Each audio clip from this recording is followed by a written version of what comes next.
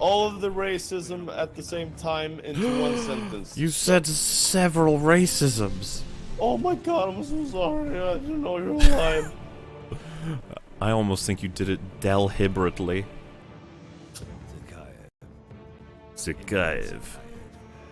Imram Zakayev. Malakith. Oh yeah, that's the one from Thor. No, it's a Pokemon.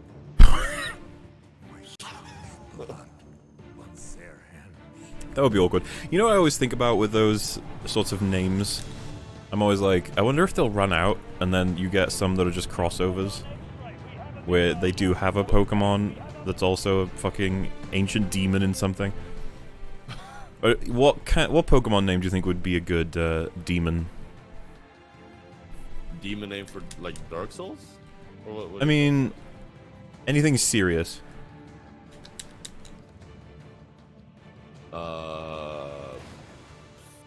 What demon names are there even in Pokemon? Also, let me know if you guys want my voice boosted or lowered, for Tia's voice boosted or lowered, or the game's voice boosted or lowered. The game's voice is like The game, she speaks to me. The stream says you're playing Sly. It should. I updated it before starting, so that's not my fault. It's the stream's. It says Call of Duty Modern Warfare 2, so I am outraged. Twitch, what's all? I mean YouTube. Thank God I can skip. SS3, Day 1. PFC Joseph Allen, 1st BN 75th Ranger Regiment, Firebase Phoenix. Do you know what any of that means? Oh my. English words for me. Oh god, it's been so long since I've played an FPS on controller. I feel like a robot. Ew, controller. Hello. Don't worry guys, I'm on your team. Oh man. Really? Day 1. PFC Joseph Allen. Take 2. Critique of COD Full Wed. I'm not the person to talk about COD, honestly.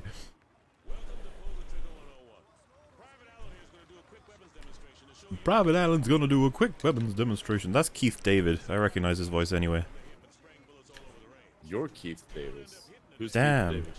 Keith David. He was in Pitch Black, Community for a few seasons. He's in a lot of stuff actually. You should learn your Keith David lore. It's all in the grimoire, or if you pick up certain items, they'll tell you about him. In real life, you just like pick up a fucking shampoo bottle and its description tells you about Keith David. I don't know if I recognize him because I've seen him somewhere, or if he just has a very recognizable face. And yes, I'm referring to the fact that he is an African American. Reverse your controls, no. Oh wait, how did you know he was an Africano-Americano? Because I googled his ass. That's probably racist. You can't do that. You can't Google someone based off of their name. That like. He's like, Private Allen, show people how to do a thing, and I'm like, oh wait, amateurism. I don't know what to do. Oh, that aim assist. Come on, take me to my... See, if I aim over here, then aim, it takes me to my target. It's just like hacks, but in real life. Oh, being crouched, I understand. I'm following this. Give me another one. X to stand up. I'm gonna press circle. Oh, I stood up anyway. Sorry, I should probably reach your out. friend is really quiet. I'm pretty sure you're on like full, but I'll try and boost you. Yeah, you're on full. What do I do? Fortia is on full. What would you're literally on full everything. I can't do anything. Maybe lower yourself then for balance. What if I don't want to? Okay, fine. I have lowered it by a bit. You might have to just listen to him super listens. See, Connor Mallet knows what's up. What do you like say? Connor Mallet. What do you say? He said, lower yourself. We'll turn our shit up. Oh. Have I done this right? Am I throwing a grenade? What's happening? I'm not turning me down. You're gonna have to accept that... wait a minute. Speak again? Hello, hello, hello, hello. Alright, and yeah, I am much louder than you, I guess, so I'll just turn myself down a little bit. But that shouldn't even be the case. Everything. I should be turning you down. Why? Cause you're like on loudest. I don't But know how this works. my mic has always been me when it comes to Discord. What does he want I me to don't do? know I why, forgot. but the input is really low. I gotta press L to hold down the sights. Okay. Oh, I gotta snap. Too slow. Fuck you. The game is Bio, like, did I even mention you? No, I didn't. So shut the fuck up. you've always been louder than the rest of us proles. Does he mean plebs? What did you say? I don't know. Plorbs? Plorbs. Let me play the main campaign. I hate this trading bullshit. Let me go. Now, if your target's behind you, you better touch your own penis. That's the only way to get out of that situation.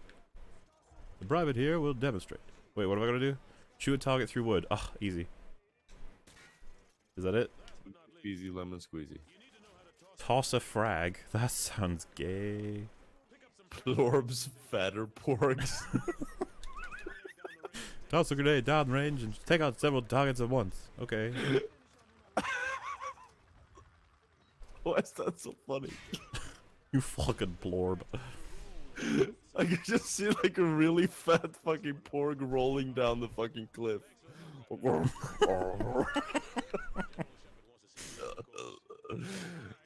Ooh, General Shepard. He's voiced by Lance Henriksen. Let's go find him. I like it that he's voiced by Lance Henriksen. That is my comment for the day. Lance Henriksen, come and entertain me. In fairness, I actually liked Modern Warfare 2 quite a bit. And COD 4. And Black Ops. And Black Ops 2 vaguely. And then I dropped off COD, so... Be careful what you say. Why can't I talk about COD for 4? Why, what? You're not allowed to like stuff. You have to explain everything objectively. Oh, schnizzle. Try Schnitzel. switching to your rifle. Okay, I did it. Now what? Good, now switch to your sidearm. Oh, this is boring. See how fast that was? Remember, switching to your pistol is always faster than reloading. Shut up, Captain Dunn. Ooh. Done with you, done. Oh, I can Get it. pick up the MP5 holographic. Oh yeah, I don't know what that means, but sure. Your Timer name starts- can't be Thor's hammer. Why not? No, it doesn't work. I'm doing the time tisms. Boom, boom, boom. Boom, boom, boom, boom, boom. I was a child in the way. Damn kids with their tisms. That's a kid too. No one gets Oh it my in- goodness. No one gets away with killing a child. You know this. This is true considering the game we just filmed. Film we just gamed. We just filmed. Why would he go away? Oh, I gotta melee that one. Okay. How much have you had to drink? A little bit of tism. I gotta get rid of all the peoples. They're gonna kill the children. Now what do I do? Over here. Oh my god, there's more. I got him. There's another one. Oh, I've killed a civilian. Whoops. I didn't mean to. Is that an eviltism? No. Well, you're supposed to kill 11 of them. You've only killed 0. Go back to Oh, the there red you go, circle one. and sprint to the exit. What? Now what? Sprint to the exit? Oh, I see. Okay, how did I do? Difficulty recommendation regular. Screw you, game. I'm gonna do this easy. Oh, Red Stealth, It Follows is one of my favorite horror movies. I really think it's underrated, but I do agree with the criticisms that I just want to say criticisms that it's got a couple of issues. But it's really cool. Not if I kill the kids first. Okay, let's try this again. That's an eviltism. That's another one. Gotcha. Wait, he said stop firing from the hip. Do I have to fire from my tisms, or do I have to... I missed a target. Florms. Get out of the way, children. Don't you want to be saved by the Americas? Yeah, Mauler, defend yourself. How dare you be gaming when you have talents? What?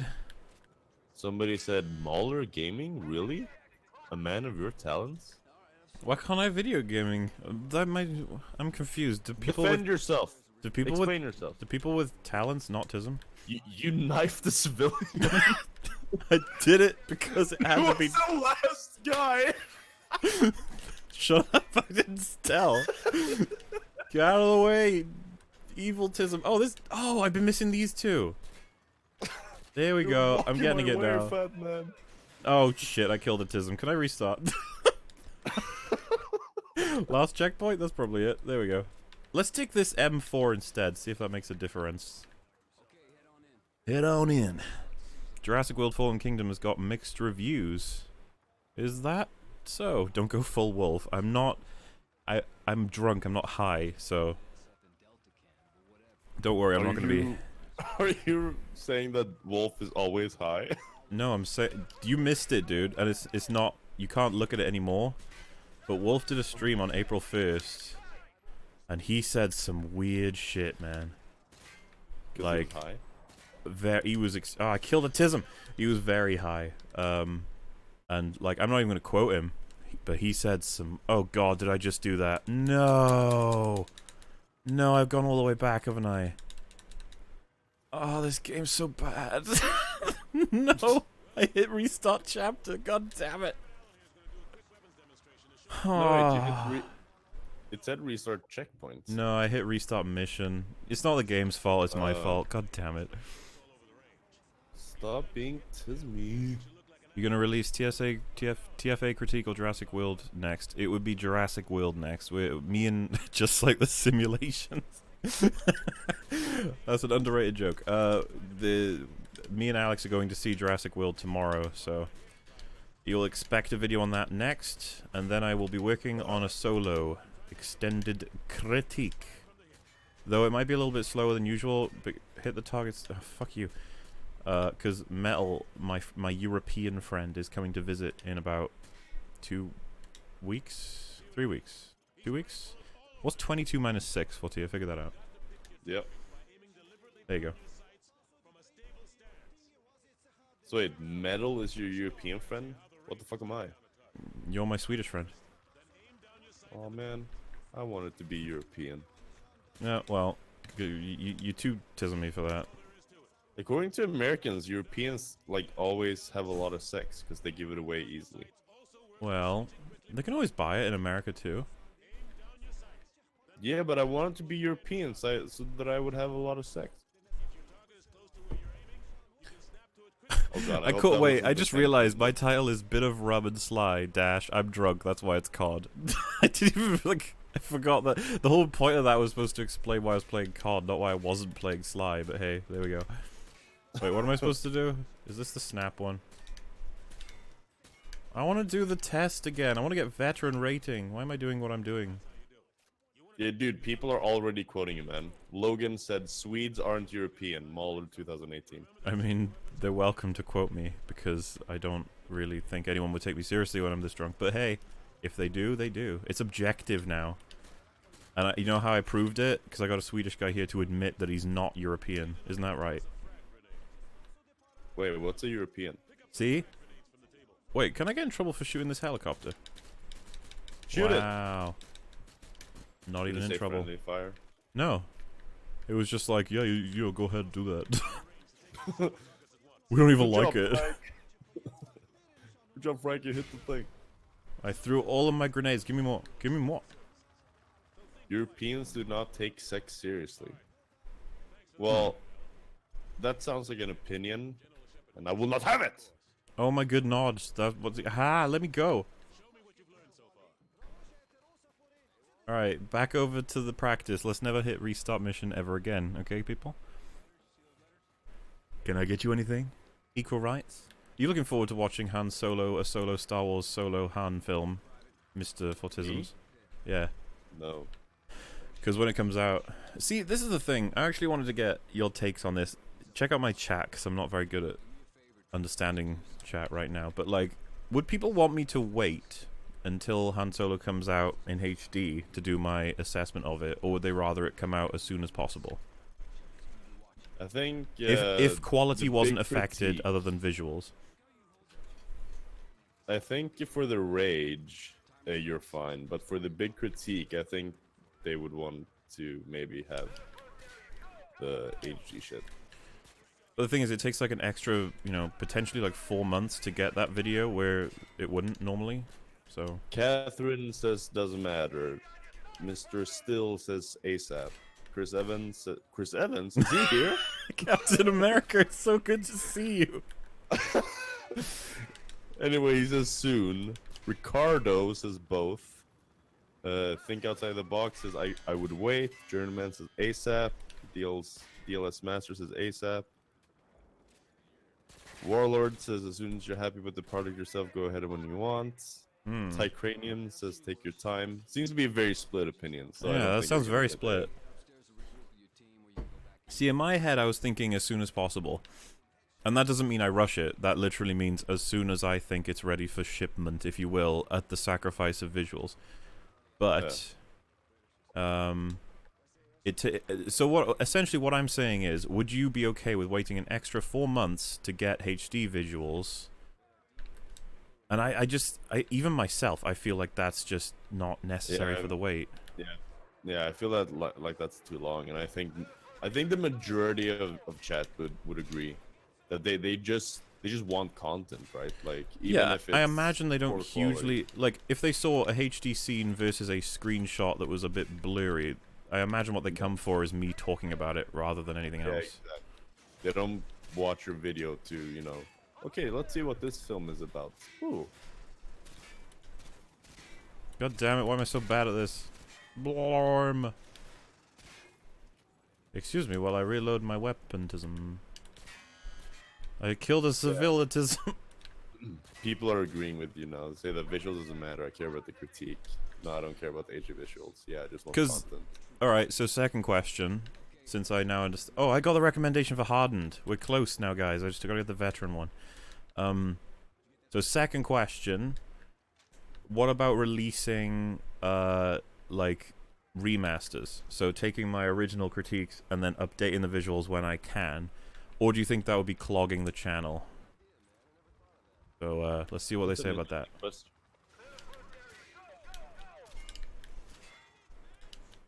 I think that would be weird.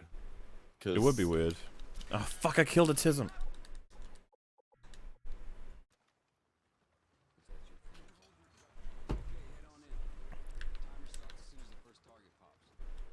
Wait. Masters are great.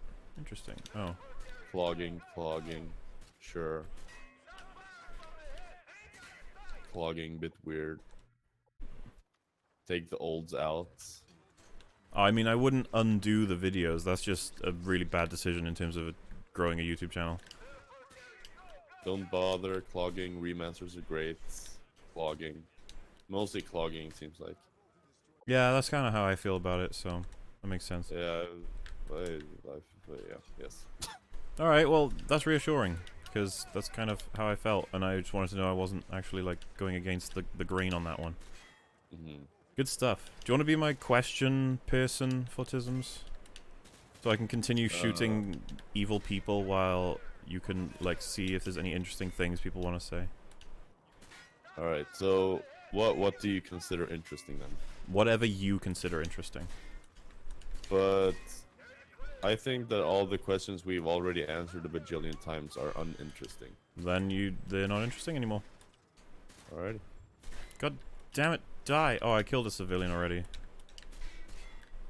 I killed all the enemies though, so that's progress. Yeah, there's oh, I got a regular rating, that's bad. Let's try again. I could do this, I swear. Simpleton Apollo says that he wants a remaster of your in Defense of Dark Souls 2. Why though? That's really well made. I was gonna say there's nothing to improve visually. All of it's. No. In fact, I think if I was to add anything visually, I'd probably ruin what was already there. To be honest, I don't want to George Lucas it. Haha. Reference. Finger to the throat means death. That's true. Metaphor. What's your favorite prequel meme? Do it. I lose my shit when I see him do that in the movie. And it's funny because when I saw it as a kid, when I first saw that film, I thought it was like almost intimidating because I knew, you know what I was thinking about, right? I was like, oh, cause he's Vader. And he's encouraging him to be evil. I missed a damn fucking enemy. And so I was like, you know, that's a cool moment. And then as an adult, after all the memes, I'm just like, Jesus Christ, that's so funny. Do it. Do it. Alright, let's try this again. We're hunting down that veteran rating for anybody who's wondering why I'm such a tism right now. Any other large-scale critiques coming up that aren't Star Wars? This year, all I can guarantee, and I say guarantee loosely, maybe I shouldn't say guarantee. All I can guarantee is a solo critique, which I'm expecting right now will be about 6 hours long. A Force Awakens critique, which I'm expecting will be potentially between 10 and 12 hours long. That one's going to be long. I've been working on it for a while. I'm very much excited to get that one out, but we will have to pause it for solo. After that, it'll be movies in between or after, so stuff like Jurassic World, which will be coming soon, and the Predator film, because I love Predator, and I think that every single Predator makes Predator even more humiliating to watch, so we'll see about that.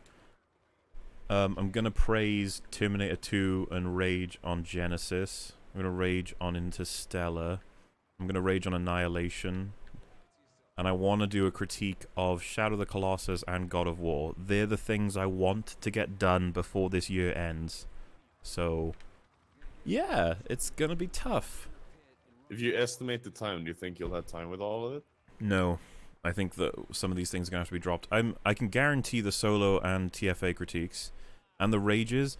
The problem with a critique on the video games is, for example, God of War. I think that'll be my biggest project ever. It's huge. Yeah, I would really like to see you take on God of War, because I feel like there's a lot of stuff in that fucking game. Well, I That feel game like, is you know so how huge. I split into sections, right? So, for example, story. I'm going to be there for 10 years. Because I got to talk about all the lore. I even asked people, do they want me to involve Norse mythology, meaning that I have to research Norse mythology? Wow, that was a butchering of that. But, you know, some people were like, yes. And then I was like, Jesus Christ, if I do that, I'm going to have to go find the sources for Norse mythology, read them all, which will take 10 years. No. And, like, it's a crazy project. But the way I do my work is I write out all of the things I'm going to do at the beginning. And then we go from there. So I will be able to break it down, but the Norse mythology thing is the tough part. I don't even know how many seconds I was away from veteran there, but I think I did better. Keep this up. This is fun while I'm talking to Pipples. Do you like Shadow of the Colossus? I adore that game. It's one of my favorites. Yeah, that's a common misconception, by the way. Critique does not mean I hate this. Let me explain why. No. I actually explained this in my critique of Resident Evil. I killed a civilian. I took the critique name from Joseph Anderson because I thought it was a really good title. I just don't think he uses it right because his channel's filled with like confusing sort of formatting. So the way I understand critique means that it's basically an in-depth analysis. If people disagree with that, then fair enough, but that's just how I understand it. Come on, enemies. I Norse killed a mythology civilian. Is very interesting and well worth the read. And this is the thing, I'm still of the mind that I don't care if they aren't accurate to Norse mythology. I care whether or not the story they're telling with the influence of Norse mythology is good. Yeah. Just like how I don't care... Fuck's sake. I don't care if Marvel is accurate to the Marvel comics as long as they're telling a good story. Which, for example, when I was explained how the Civil War comic goes, I was like, yeah, I prefer the film. Yeah. And they were like, but they were inaccurate to the comic. And I was like, I don't care, really. Because that's interesting, right? Like, an adaptation. What is a good adaptation? It's like, well, how close does it stay to the source material? And it's like, I don't think that's a good metric for an adaptation. Because, for example, was it good to turn The Hobbit into 3 films? I don't think you'll find many people who think it is.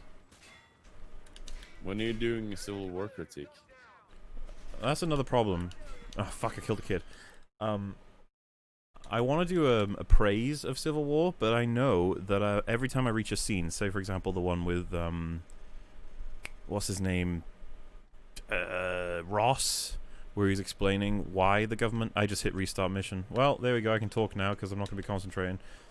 Where he's explaining why the Avengers have fucked up, or at least why they need responsibility. Everyone has a problem with that scene, or I say everyone. Everyone who does have a problem with the film has a problem with that scene.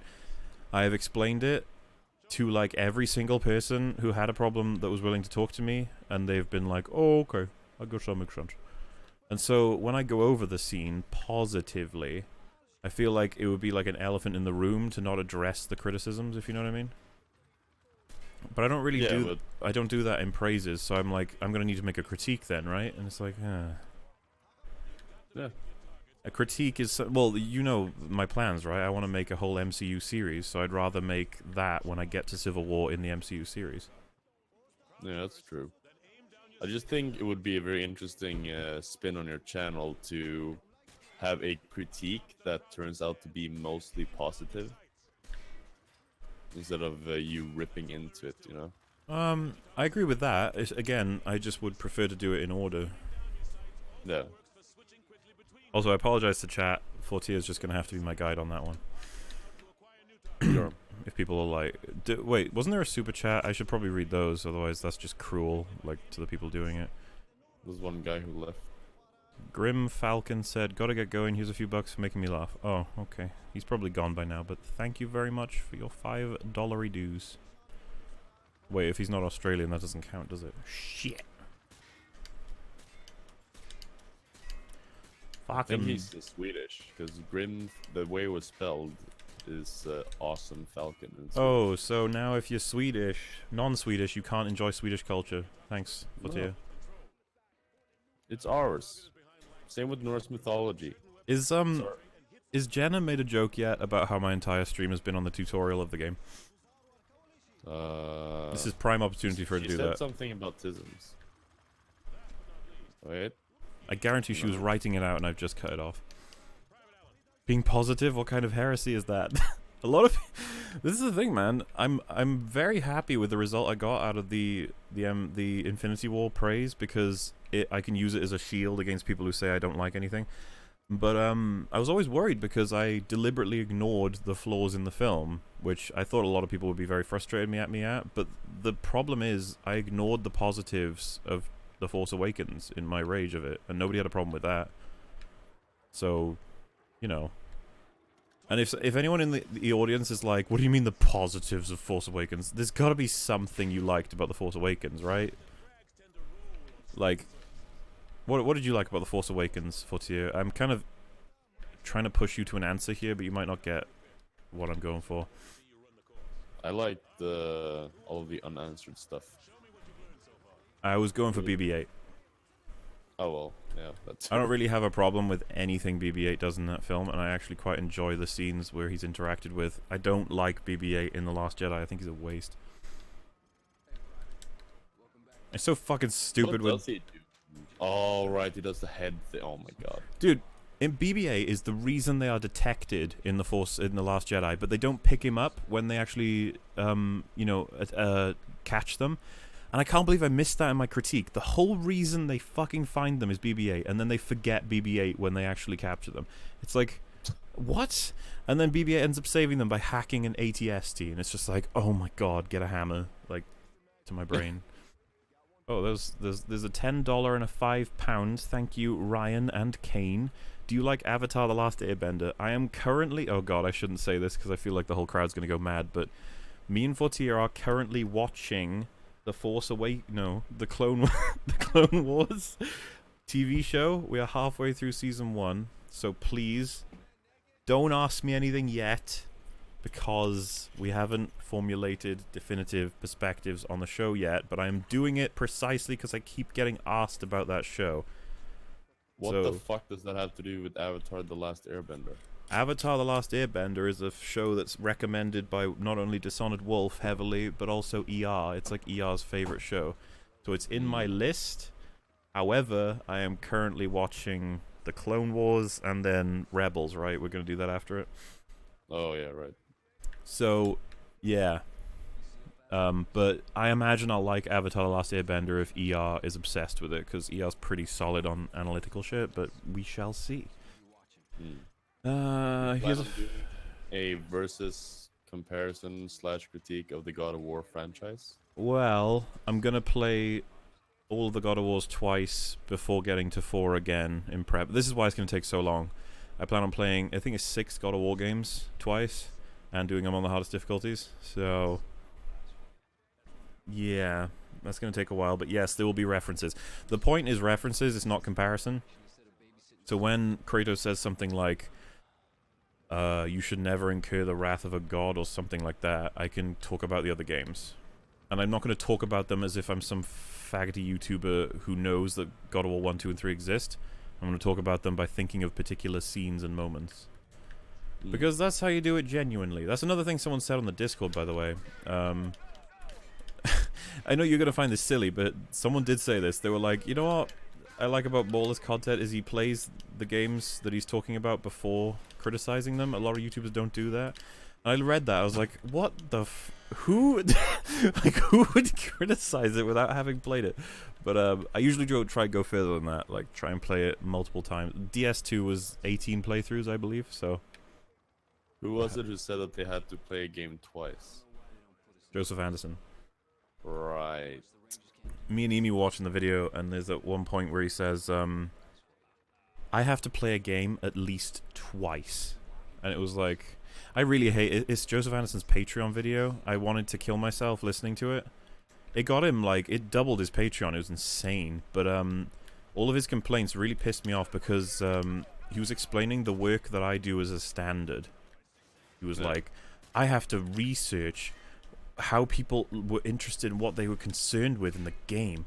I have to play the game at least twice. And I was like, what the fuck, man? Like, I actually do think that Joseph Anderson is better than the average reviewer on YouTube. However, don't be fucking demanding compensation for your incredible analysis. That's just up your own ass. No. What did you think of Rogue One? From Sam, who donated $3 Canadian. Thank you, Sam. I thought that... Oh, God, come on. Did I get veteran? Hardened. God damn it. I thought Rogue One was the best of Disney Star Wars, but I got my mind opened quite a bit on how bad the plot is. I came out of the cinema quite happy with it, but then I watched... I can't remember whose video it was, but I think it might have been ER, actually, where I was like, oh... That happened with The Force Awakens as well. I am unashamed of liking The Force Awakens before people showed me what was wrong with it. Ryan says $1 every time you shoot a child. I'm trying to not shoot the kids. And he sent you $2 if you didn't see that. Thank you, Ryan. I shall avoid the children, even though it would benefit me to shoot them. Oh, fuck, I didn't kill a kid, I killed a guy. It's completely different. I didn't shoot the kid. Stay still. Robert with the $20 says, what is your opinion on the Borderlands franchise? Oh, man. I feel like I'm going to disappoint people here, but, like, I find Borderlands so boring. To the point where I'd probably play CoD instead. Borderlands? So to give you an idea, only like less than a year ago, and Jenna can back this up because she was in most of the streams, I said to myself, I am going to, between my videos, I am going to play the Borderlands series. And some people were like, don't play 1. And I was like, no, I'm going to play 1. And bear in mind, I'd played them before. I was like, I'm going to play 1, I liked 1. And it's like, okay. God, I fucking missed the veteran thing again. And so I was like, I'll play 1. And I played 1 for about an hour, and then I was like, I'm bored of 1. I'm gonna play 2. And so I played 2, and I got like a good 10 hours out of 2, and then I was like, I'm bored of 2. And then I just stopped playing them entirely. And I don't know what it is about Borderlands. I think Alex would be able to rant about this better than me, because I don't care. But he like seems to have a bit of personal investment in it. It feels very shallow Borderlands to me. As in, I don't even know what you call it. Looter shooter, I think it's considered. But I know a lot of people like it, and it's funny because Emi was like, I think this was Emi. I'm not gonna say this is definitive, but he said like Destiny is like Borderlands but bad, and then I remember being like, so like bad but bad. But I you know, I don't have any strong feelings about Borderlands. I was just never that interested.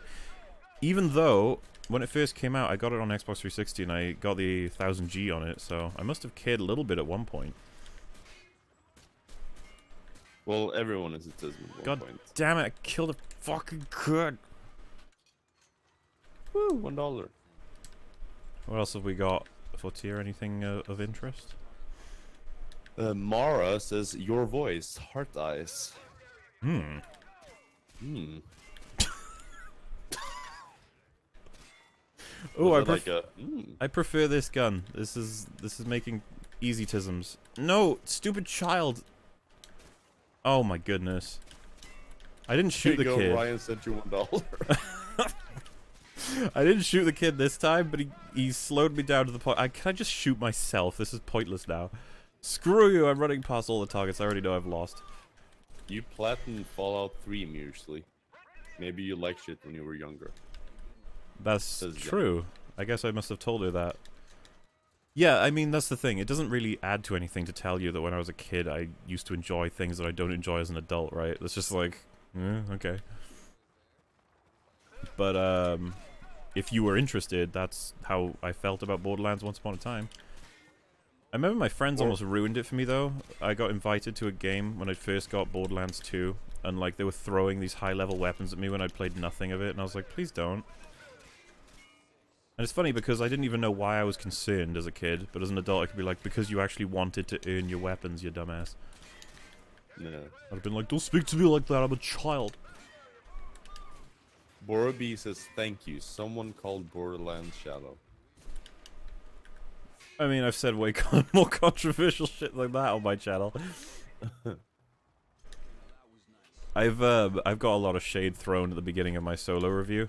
I basically like go over how, I think I say something like, you know, you can skip to the to the part where I talk about whatever the actual analysis, but those who are interested, I'll talk about where we were and how we got to solo, and so I like sum up the reactions everyone's had to The Last Jedi, and there are so many videos that are defending The Last Jedi, like as of recently. Oh fuck, I killed an old fat guy. At least he wasn't a kid. This is true. So you could look like the Cuphead guy. I mean, at least I'm actually trying to go for the highest, you know, thing and not just completing it. Also, I'm inebriated. And for some reason, I still have the Guardians of the Galaxy soundtrack running in my head. I want to play it, but YouTube is horrible with music copyright shit. No. I wanted to play Guitar Hero on stream. I can do it on Twitch, but I can't do it on YouTube. How fucked is that? Why am I using the pistol anyway? Akuma King with the $5 says, hey Muller, have you played the Dead Space series by any chance? Ooh. Just curious if you have an opinion on it. Excellent question. I don't know if I was going somewhere with what I was talking about. I killed a fucking kid and an old fat dude. God damn it. Oh my god, twofer. What was I was talking about something. Chat can remind me if I was actually talking about something interesting, because I've forgotten about what it was now. But Dead Space, I was super into Dead Space 1. I love that game. It's one of my favorites. Dead Space 2, the mechanics really improved, but the story started to lose me. Like, it started getting really ridiculous. And I know that the first one was ridiculous, but I felt like the second one was a bit more ridiculous. And then the third one really pissed me off with the microtransactions. The desperate desire to be co-op and multiplayer, well, not multiplayer, but trying to appeal to the mainstream. And I was like, please stop. This is weird. And I didn't like Dead Space 3. And then Mark Brown made it made a Dead Space. You know what? I'm gonna Google it because I want to get the exact numbers for you for tier. I want to hear what you think about this. You know what Dead Space is as a game, right? You know enough to understand what I'm talking about right now. Nope. Okay, Never well, played it's a horror game that, let's say, would take you about, let's just call it 8 hours to complete the first one, 10 to complete the second, and then 13 to complete the third one. Let's say that. Yep. So I'm a bit interested in doing an analysis of Dead Space because I love Dead Space, and Mark Brown started up an analysis of all 3 games, and I was like, ooh, cool. Do you want to know how much time it took him to complete an analysis of all 3 games? And the title is The Design of Dead Space. The entire series, part 1, part 2, part 3. Do you want to know how much it is? How much? It's it comes to 37 minutes. And it's divided into 3 parts. Yes, that is over 3 parts, and that's not including intros and outros with "Please support me on my Patreon, for I am the game maker's toolkit." So, yeah, I got really frustrated with that, because you cannot sum up how the design of Dead Space in 10 fucking minutes per game. That's ridiculous. So I haven't seen them, but if I was to make a Dead Space, you know, video series, then I would probably, you know, look at those videos and see if there's anything in them that are stupid. That is my assessment. Logan says paying 6 kids forward, and then he donates $6. I am covered for 6 kids' deaths now. Sweet. You're insured. So what you're saying is I can kill 6 children? Kill Mom. Come on, Morm. Oh, get in the building. No, I killed a fat guy. Why is it that there's only children or fat people? Is this game trying to say something? Yes. To be fair, that fat guy really looks like a terrorist. Yeah, so they can't really judge me for shooting him, can they? God, this took me way too long just then. It's a controller, okay, guys? Boom, boom, boom, boom. Oh, come on. Oh, I killed it. He's just... I'm sorry. Look how big this guy is. Jesus. Sorry. Don't kill them all at once, Mulesley. I didn't mean to. It was an accidentals. Alright, we're doing it this time. This is the fast run, guys. Come on, come on, come on. Do it. Boom, boom, boom. Oh, the kid's in the way. Boom, boom. I'm still moving. It tells me to move when I'm still moving. It's ridiculous. It's So pistol will time. you do? Oh, Dead balls. Space? Or be asked. I killed a kid. Yes. Dead Space is one of those I want to do it eventually sort of things.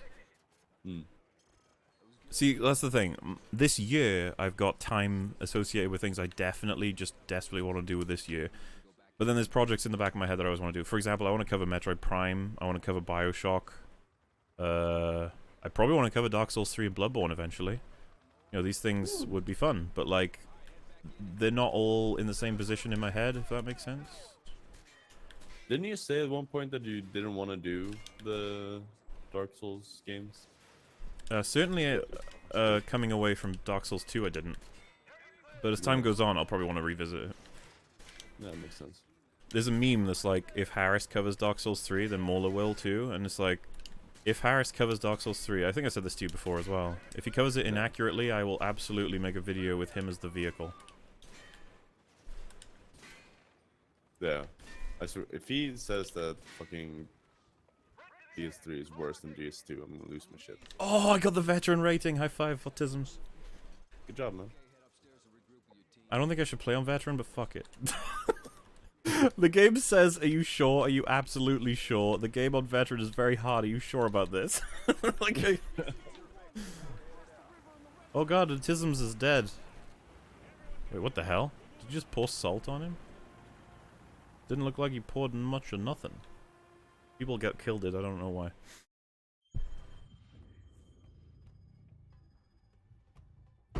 Okay, so I might get this question wrong because it's a bit in depth.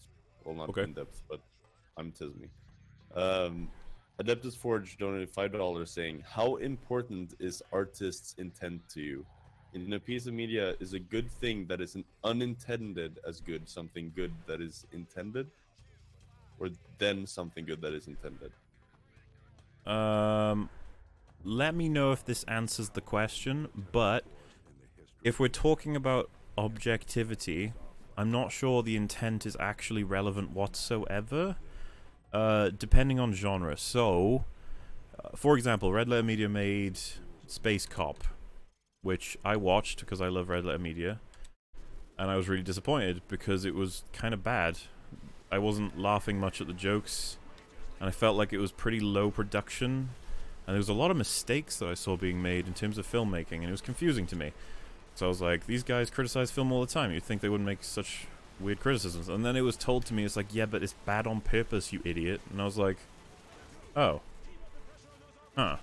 And I thought about it for a while, and then I saw Ralph the Movie Maker made a video criticizing it, and I was like, okay, I'll check it out. And I did, and he brought up a lot of the stuff that I was thinking about. And then I was like, so what does he say about the deliberately bad thing? And I can't remember if he addresses that in the video, but it's kind of like, how do I put this? I want to like try and be fair, but this is going to sound like a bad example. But like, you don't, you know, if you go, I'm going to poop on a friend of mine as a joke, and if they don't find it funny, then that's their problem. And then like they wake up with a poop on their their lap, and they're like, what the fuck, man? And they're like, it's funny. That was my intent, was that it was to be funny. And it's like, I don't find it funny. It's like, but that was my intent. It's like, it doesn't really work out. So, because this is something I Hate Everything says a lot. Also, I'm changing the difficulty because I can't fucking tell what's even happening right now. Lord. This is Call of Duty. I should have realized this. I beat the FNG on the hardest difficulty, okay? So now I can play on TISM difficulty, or I can just run around killing TISMs. So, I Hate Everything says the two things he considers when reviewing films is intent and context. So, I guess context would be like, a Marvel film would be a part of a universe. And then intent would be like, Thor Ragnarok was meant as a comedy. I would agree that you need to consider... Oh, I just killed a good guy, I think. I'd agree that you need to consider that Ragnarok is a comedy, I guess. But I wouldn't put it under the same reasoning that I Hate Everything does. Because I think... Because you kind of have to make a ruling about this intent stuff, right? Like, for example, Fortsier, if you criticize The Last Jedi and someone said, but Rian Johnson, in an interview, let's just pretend this happened, said, it's deliberately awful because I wanted to see how bad I could make something, and whether or not people would still like it in the Star Wars fan base. What would you say then? Then I would say that it's still awful. Yeah, the same. I would say it's still a bad film, but I guess you proved your point, so congratulations. Yeah. So I guess it comes down to examples. If you guys can give me some that would sort of prove my little ruling there wrong, I am absolutely on board with checking it out. So yeah, hopefully that answers the question. Before that though, before people come with examples, we're just gonna shout out, not shout out. Fuck it. James donated 20, saying I couldn't put my finger why I disliked The Last Jedi so much until I found your critique of it on YouTube. Can't believe Lucasfilm allowed Johnson to treat Luke that way. Thanks for all your hard work. Thank you, James. And it's funny, me and Wolf have this meme going where The Last Jedi is an infinite mine of issues, and I kind of wish that I could make the critique again, because there are so many other problems with the plot that I missed. And I say this non-ironically, I say this very genuinely. If I were a teacher of media, let's say in high school or GCSE or whatever you guys would say is sort of like above, you know, the age of 16, I would teach The Last Jedi in the last year of whatever it was, and the test would be to see how many flaws they could spot with character or plot, and I would actually judge their ability to discern contradictions from that. Because that film is fucking fascinating with how many issues there are in it. And I can't get over the fact that so many respected YouTubers think it's fantastic. I literally would like to talk to all of them. Sean and Jen recently made a terrible video, and I was thinking of asking them to debate, but then a bunch of people said that they don't debate anyone, and that they would just humiliate you, like, for asking or something, so I was like, oh man. I don't get what it is with a lot of people and their distaste towards debate, but in my solo critique I'm going to be mentioning The Last Jedi, and hopefully getting a few things I missed in it, but more of them will pop up in The Last Jedi, the Force Awakens critique, sorry. No.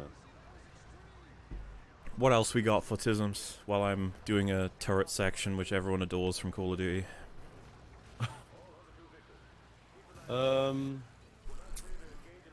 Would you do a review / critique of The Last Starfighter?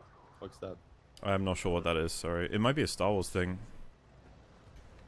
This Maybe is why I gotta me. brush up on my Star Wars, because I was only watching the main episodes, but I've entered into the fan base where a lot of people are much more interested in a lot of the deeper stuff. But The Last Starfighter could be completely unrelated, so I don't know. So, if you were to talk to the bigger YouTubers, what would be the first thing that you bring up that points to Last Jedi being a... I will go for that second. The first thing, I've been talking to I Hate Everything every once in a while on Twitter, and I kind of want a chance to get onto this Sardonicast podcast, which is with Ralph the Movie Maker, YMS, and him. And I've always thought about, if I actually managed to get on there, what would I say? Because I have an issue with all three of them. And I was wondering if it would make the show interesting if I actually, you know, applied these criticisms. I'd probably talk to them about this before the show starts. I'd be like, is it okay if I criticize you, or do you rather it be more positive? I suppose is how I'd put it. I imagine YMS would be like, sure, go for it. And I'd be like, cool. And so I would probably go with saying what I have to say about them, and so that would be like the first thing I'd want to cover with any big YouTubers, would be trying to, because this is the thing, I'm in a very interesting position. I have been watching YouTubers for like, I think 10 years, so I know what it's like to be on the viewer end very intimately. This is the first time I've actually been, you know, relevant on the other end, so it's very, very interesting for me. So I know that if I was to watch, let's say a podcast between... Oh, this is a good example. So, Toll Biscuit, and obviously I can't really say that name now without saying RIP, he had a perspective on Overwatch's skins, the loot boxes, and it was mostly positive, while Jim Sterling has nothing but criticisms for them. And I found that quite interesting, and I always wanted them to just debate, because they disagreed so heavily. But they never really did, and I think one of their videos, or the others, mentions the other one's points very vaguely. They're like, oh, some people are saying this. It would be like me saying some people are saying that The Last Jedi actually has an amazing arc for, what's his name, Kylo? But in my video I'm going to mention lessons from the screenplay, because he's the one who said it, and I've always had a problem with not naming the people you're quoting. It feels very, like, sly, like you want to make fun of them and you want your audience to also agree that they're wrong, but you also don't want to use their name in order to maintain your relationship with them, if that makes sense. No. So that's kind of my motivation behind, if I was to go on a podcast, I would want to talk to them and be like, I disagree with you guys on a lot of stuff. For example, YMS is just wrong about Marvel. He says so much crap about Marvel without actually watching the films, because he's someone who likes artsy films and indie films and values all of these unheard of films in a very, like, hipster way. And I know that's very cruel to say, but, like, I've been a fan of YMS for a very long time, so I consider myself, like, I would sing his praises as well as criticize him. So I want to talk to him about Marvel and be like, he said that Black Panther was no worse than any of the Marvel films. It's just a standard experience. And that drives me nuts, because Black Panther's fucking terrible. While something like, let's not even use Civil War. Let's not even use it. Let's go with Avengers. Infinity War. Oh, well, YMS actually said recently that Infinity War is probably his favorite Marvel film. And I was like, wow. And his metric for it was how much he wants to rewatch a film from Marvel. And he said that Infinity War is probably the one he wants to rewatch out of all of the ones he's given higher ratings. And I was just like, that's not good enough for me. Really weird. Yeah, that's not good enough for me. There's a lot of films that I've watched once, I think are amazing, like 12 Angry Men, but I have no intention of watching again. Because I'll remember it. I don't know. Like I just told you, we watched In Bruges tonight. I haven't seen that in ages, and I had no intention to watch it, but it popped up, and I was like, yeah, sure. I just don't think it's a very efficient way of explaining why you want, how you value a film, I guess. And I'm sure he'd agree, to be perfectly honest with you. Yeah. So I don't want I to. hate everything saying that a third time it was not boring. Yeah, it's strange. These are strange comments. Yeah, just say what you like want to say with your comment instead of like trying to imply it in some vague way. And so, like, I would love to talk to these people about it. That's kind of my point with that. And I would love to actually... I would probably do a stream. If I was confirmed to be on this stream, I'd probably want to do a stream talking to you guys about what you would like to have asked to them that's a little bit more meaty than just, what films do you like, guys? We were just like, that's a nice thing to say, I guess. Because, I don't want to lose the edginess of my channel as I get more popular, but I think it's kind of like inevitable. For example, there's certain words that I'm avoiding saying now, because if I say them, it just gets me in trouble in the comment section. It's really annoying. And I have this principle where I think about, like, if your goal is to try and share with other people a perspective of quality, and then there's a selection of people, let's say in the hundreds of thousands, that are saying, you know, I'm not going to watch your perspective if you use this particular word. And then I look at the word and I'm like, I guess I don't need that word. And it's like, so they're not necessarily being reasonable. However, could I just not use the word? Would it matter? And I'm like, I guess I could just not use the word. So that's what's happening with my videos. And I know a lot of people see that as sort of like losing the edge. But I'm going to try and maintain calling out other YouTubers. I feel like that's something that'll at least satisfy other people. I really want to debate Jenny Nicholson on The Last Jedi, but she's way too, like... She's too big, I think. I gotta get bigger as a YouTuber before she would take me seriously. But, like... Conflict 1914 says, YMS confuses me. He kept singing the praises of Infinity War in his video, and yeah, he says it's his favorite, but he gave it a 6 out of 10. I know, that's lower than 2 other Marvel films he's actually rated. He said he's going to change the ratings, but this is why I never get a number. I never give a number, because numbers confuse. Like, in your head, your numbers might make sense, but to anyone listening to you and keeping track of how you scale, it does not make sense. No, exactly. Because you could be like, I really don't like this film. It's autism. 6 out of 10. And then he's like, I love this film. It's not autism. 6 out of 10. And you're like, wait. Huh? And he's like, oh, that makes sense because basically, like, okay, and he explains all of it over 2 hours, and then you have my videos, basically. Yeah.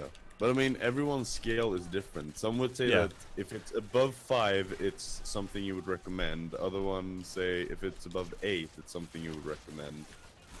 Like, this is kind of a Tismy example, but like, me and my friends in like high school or something when we were around 15, 16 years old, we would rate how hot girls were.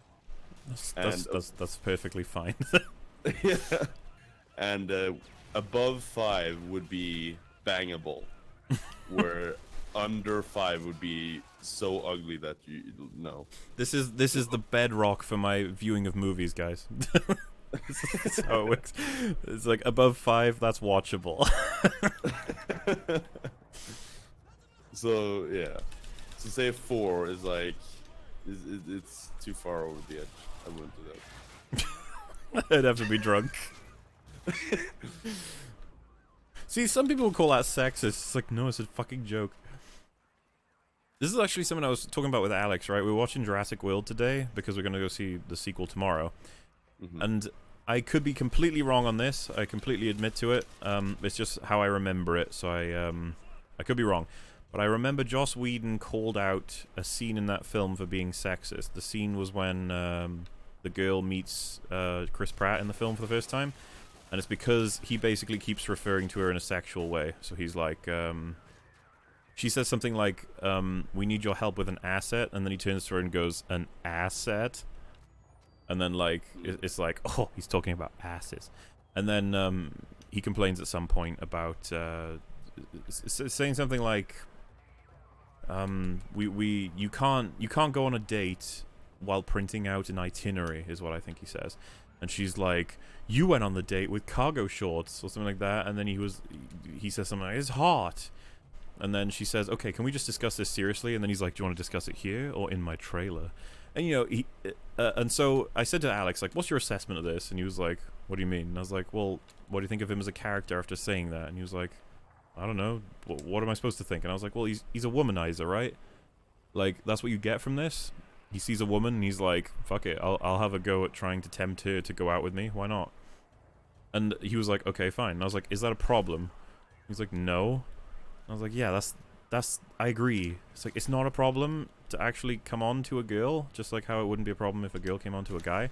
But I'm pretty sure Joss Whedon had a problem with it. And the part that really bugs me is there's loads of womanizers in Buffy and Angel. And they're not necessarily bad people. So, like, it tisms with my brain, basically. And I could be wrong. It could be someone else that called it out, but I'm pretty sure it was him. Adeptus Forge donated $5 saying, "I love you as a critic, and while I disagree with you on a lot of points, there are few of your caliber." Also, here's $5 so I can say Akira again. I don't know what Akira I think is. Akira is an animu. But thank you. And yeah, I don't hope that everyone will agree with me. I hope people think I'm consistent. That would be the goal. No. So if they like, that doesn't make sense, but I understand why you said it. Yeah.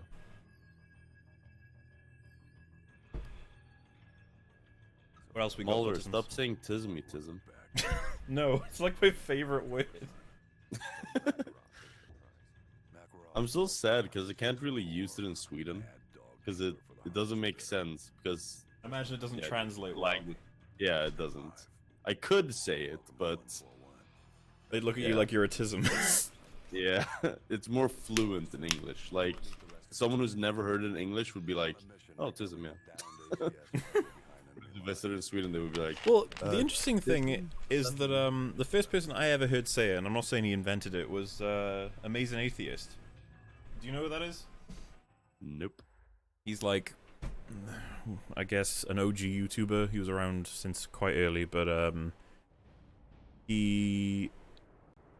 I think it began with one of the Drunken Peasant streams, but he described someone as the meme that was going on was that man, he got the tism. Like it was a southern version of autism.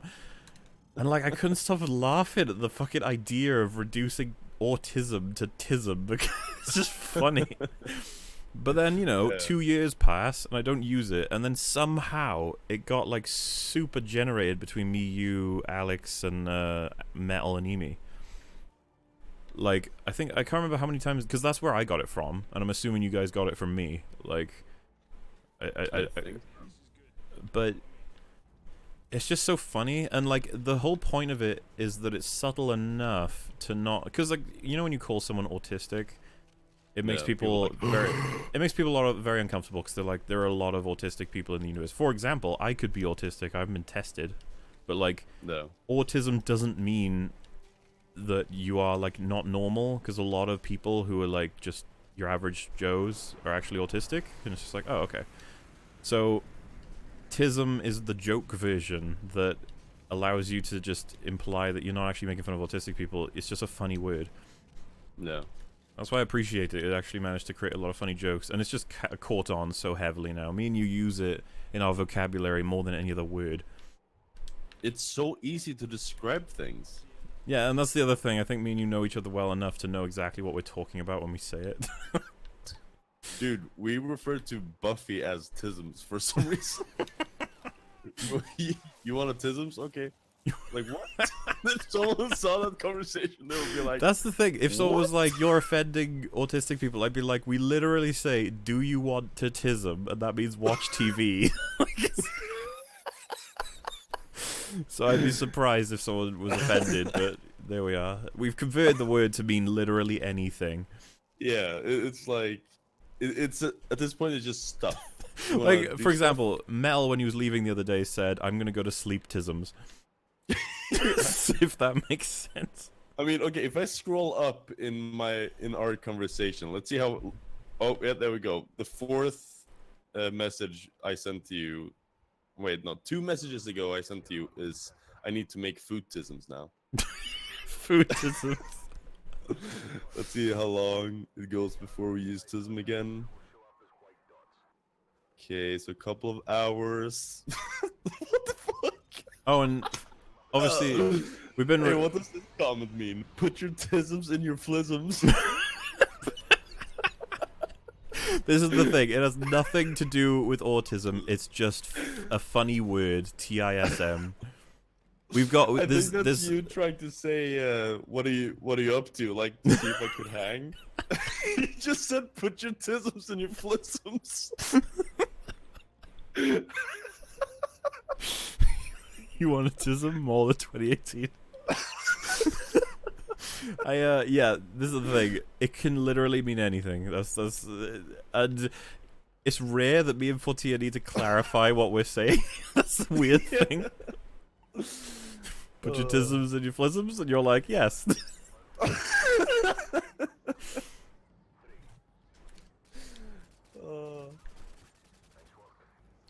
Why would you say nice work after I just did that? Jesus Christ.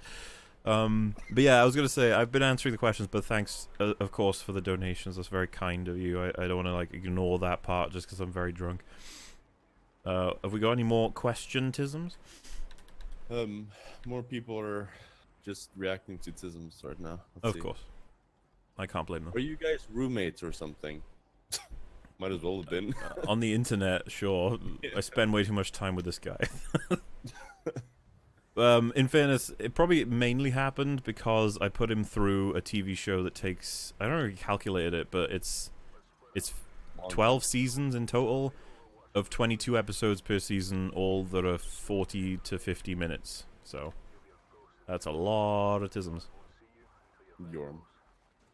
And then after that, I guess we just hung out because Paul Fortier hasn't seen a lot of good movies. He's seen a lot of bad movies, which is good, you know, like The Last Jedi. But that's another thing we do, as well as just chillaxing while I write and edit, because why not? More people are just reacting to tisms, aka watching you guys. Excellent. Oh no, the tisms are trying to kill me. God, doing this game on easy mode is funny. In this instance, tisms were the bad guys. Yeah. And then if I saw my allies arriving in the area, I'd be like, oh, sweet, the tisms. Save tisms! That's a bonfire in Dark Souls. How do I climb the Lord, or... Why can't you be more like Dishonored Wolf and make a 1-hour video? Dishonored Wolf makes 1-hour videos? I don't know. He put a smiley face with the tongue out, so maybe he's tisming. I was gonna say, I don't remember Dishonored Wolf videos an hour long. He did a book review recently, which, genuinely, you get respect points from me as a YouTuber if you review a book. Because it means to me that you're actually doing it because you want to do it, as opposed to the views. No. Because who the fuck watches book reviews, let's be fair. I'm gonna name my cat Tisms. Tisms! Oh, I like this. If I just run around fucking knifing people. Hey dude, how you doing? Okay, I didn't knife that guy, in fairness. No rest for the weary. I got a achievementism. There are hot tisms in your area. It's fucking Tinder. Kill. Where the hell? What? Oh, I got him. Nice. Mauler, have you seen Ivan Ortega's re-edits of The Last Jedi? I have not. I think I saw one of them. If it's the thing I'm thinking of, it's like a guy that cuts out scenes and like adds other scenes in the new order to make it seem like something else happened.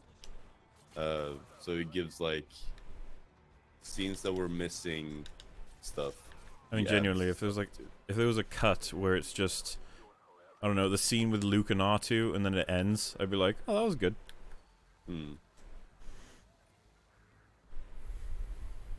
And you started a meme, Mauler. Rise of the Tisms. Good. I was gonna say there's an emote called Mauletism in my Discord. If that isn't reason enough to join my Discord, I don't know what is. Yeah.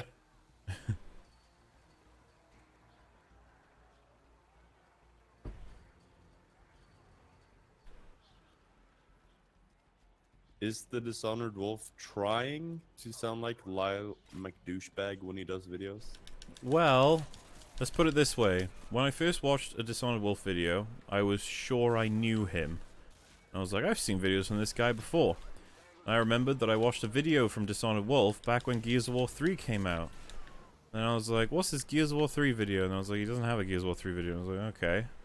Must have been someone else. And I was like, if I remember correctly, it was called Spoilers Ahead.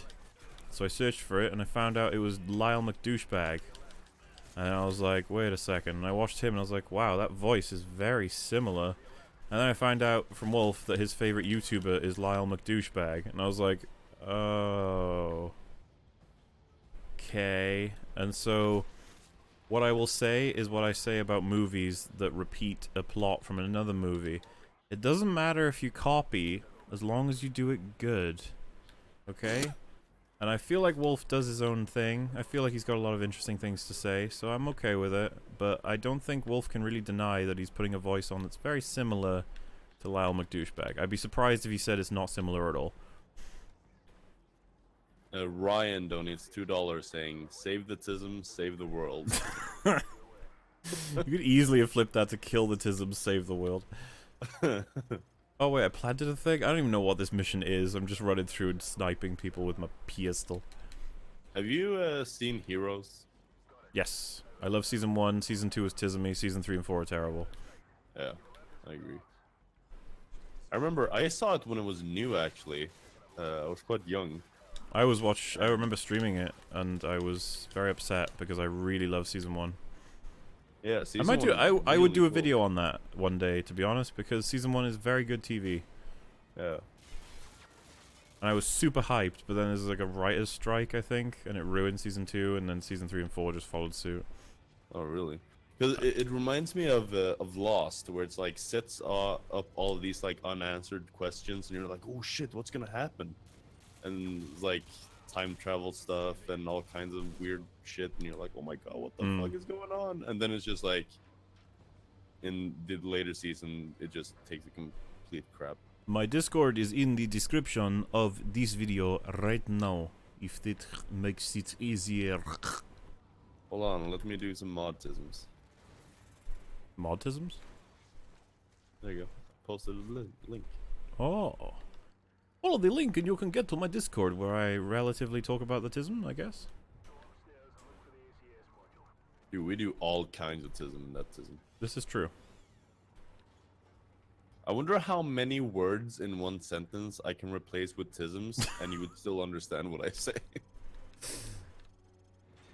That would elevate us to the level of gods. Below profile and oh my goodness! Boom! Boom! Boom! Boom! Boom! Boom! Boom! Boom! Boom! Boom! Throw grenades! Blum! Captain McTavish was executed. That's not my fault. He should have used anti-execution rays. I don't know how it works. What was I supposed to do? You should shoot the guy that shoot Captain McTism. Captain McTism. But I used a grenada. Fine. What am I supposed to do, game? Tell me. Grenada! Mauler, for April Fools, you should ban all words except tism. A whole video of tism. I don't think people would get my points. Though, I don't think people got my points in Gadelb either. That video is very confusing. My favorite person watching that was Metal. He just lost his shit at every single game name. It was so much fun just screening it with him. Come out with your hands up. What am I supposed to do? 5 seconds before you execute my commandeer. What am I supposed to do? From where in Sweden is the reader from? I am originally from Malmö, but I currently live in Karlshamn. Those places are fictitious. Yes, it's in the Norse mythology. What am I supposed to tism? I'm not paying attention to this game. There's probably something I gotta do. Come out with your hands up. Okay. Well, am I supposed to press a button or?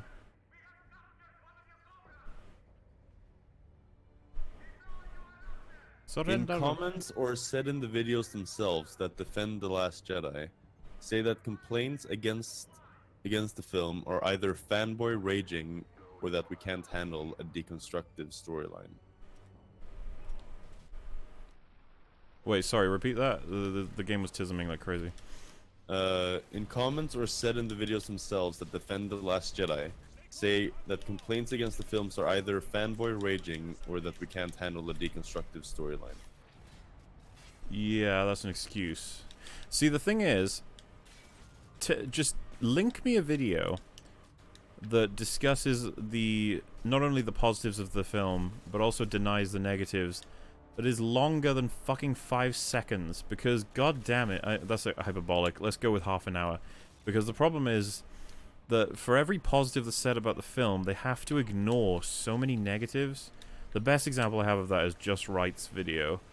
So embarrassing to watch.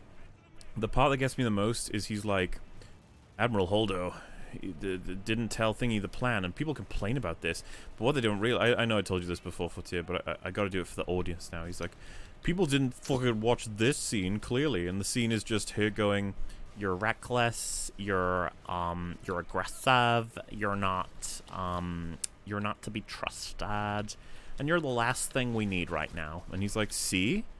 You see? That's why she didn't tell him the plan. And I'm sitting there like, if I was a friend of yours and I just screened your video for the sake of, like, how good is it? I'd be like, does that really address the argument? The fact is, man, that she gets put into a mutiny. He's got a gun on her. And all she needs to do is tell him that everything's going to be fine because they're heading to Crate. And that would save the lives of everyone. Instead, she stays silent and allows him to go to the control room and use the hyperdrive, potentially. The only reason he doesn't is because Finn gets caught. What if Finn wasn't caught? And then he hyperdrives because they disabled the tracker. And then Leia comes in and fucking stuns him. And then he wakes up later and he's like, why did you stun me? I just saved everyone's lives. And they're like, yeah, sorry about that.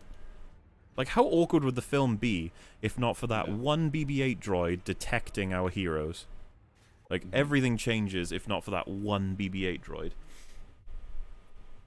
And nobody wants to think about that when they're defending the film, and it's really lame. That is my assessment.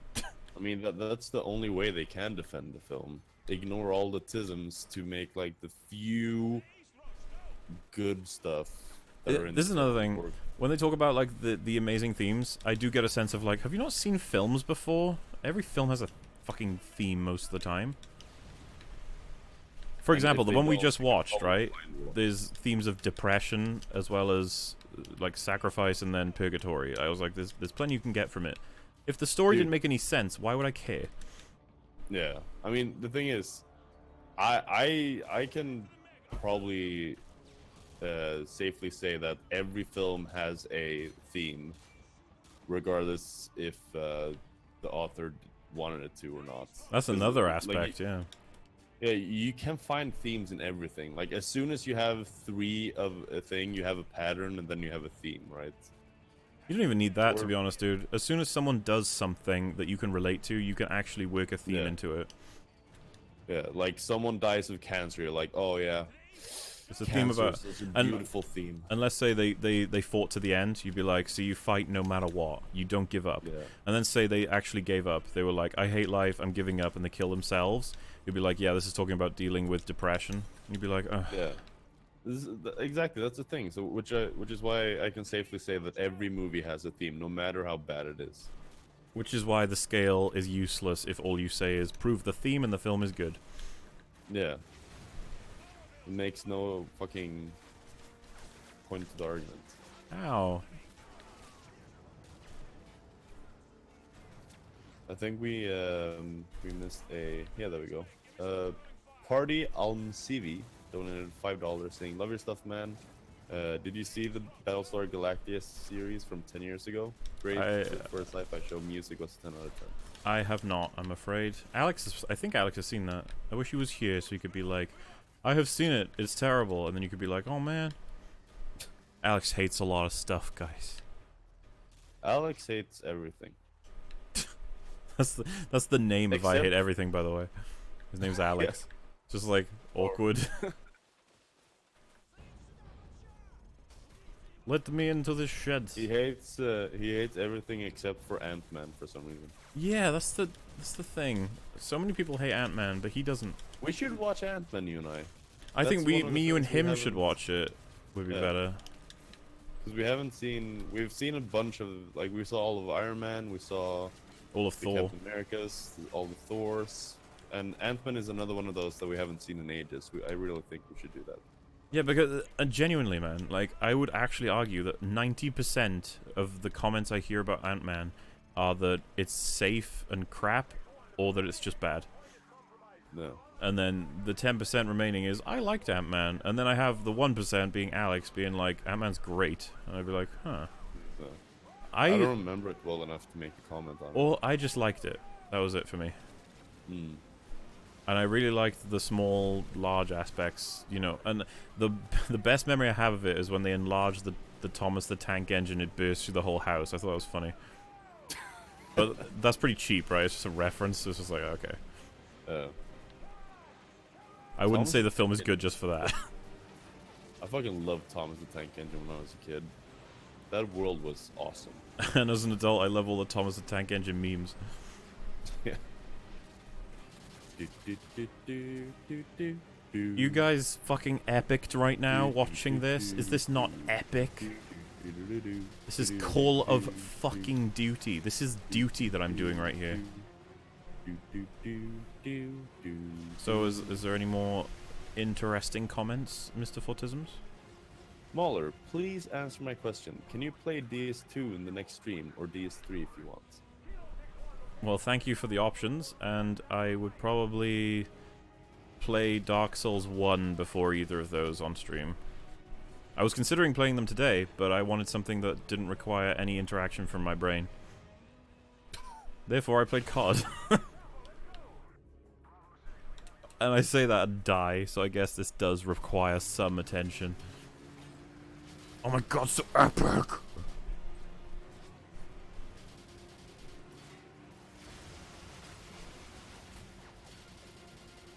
What do you think about the Dark Souls remaster? I wouldn't buy it if I was on PC, that is essentially my review. If you're on console, I'm sure it's worth it, but if you've already got the game on console, may as well not purchase it, you know? No real need, I guess.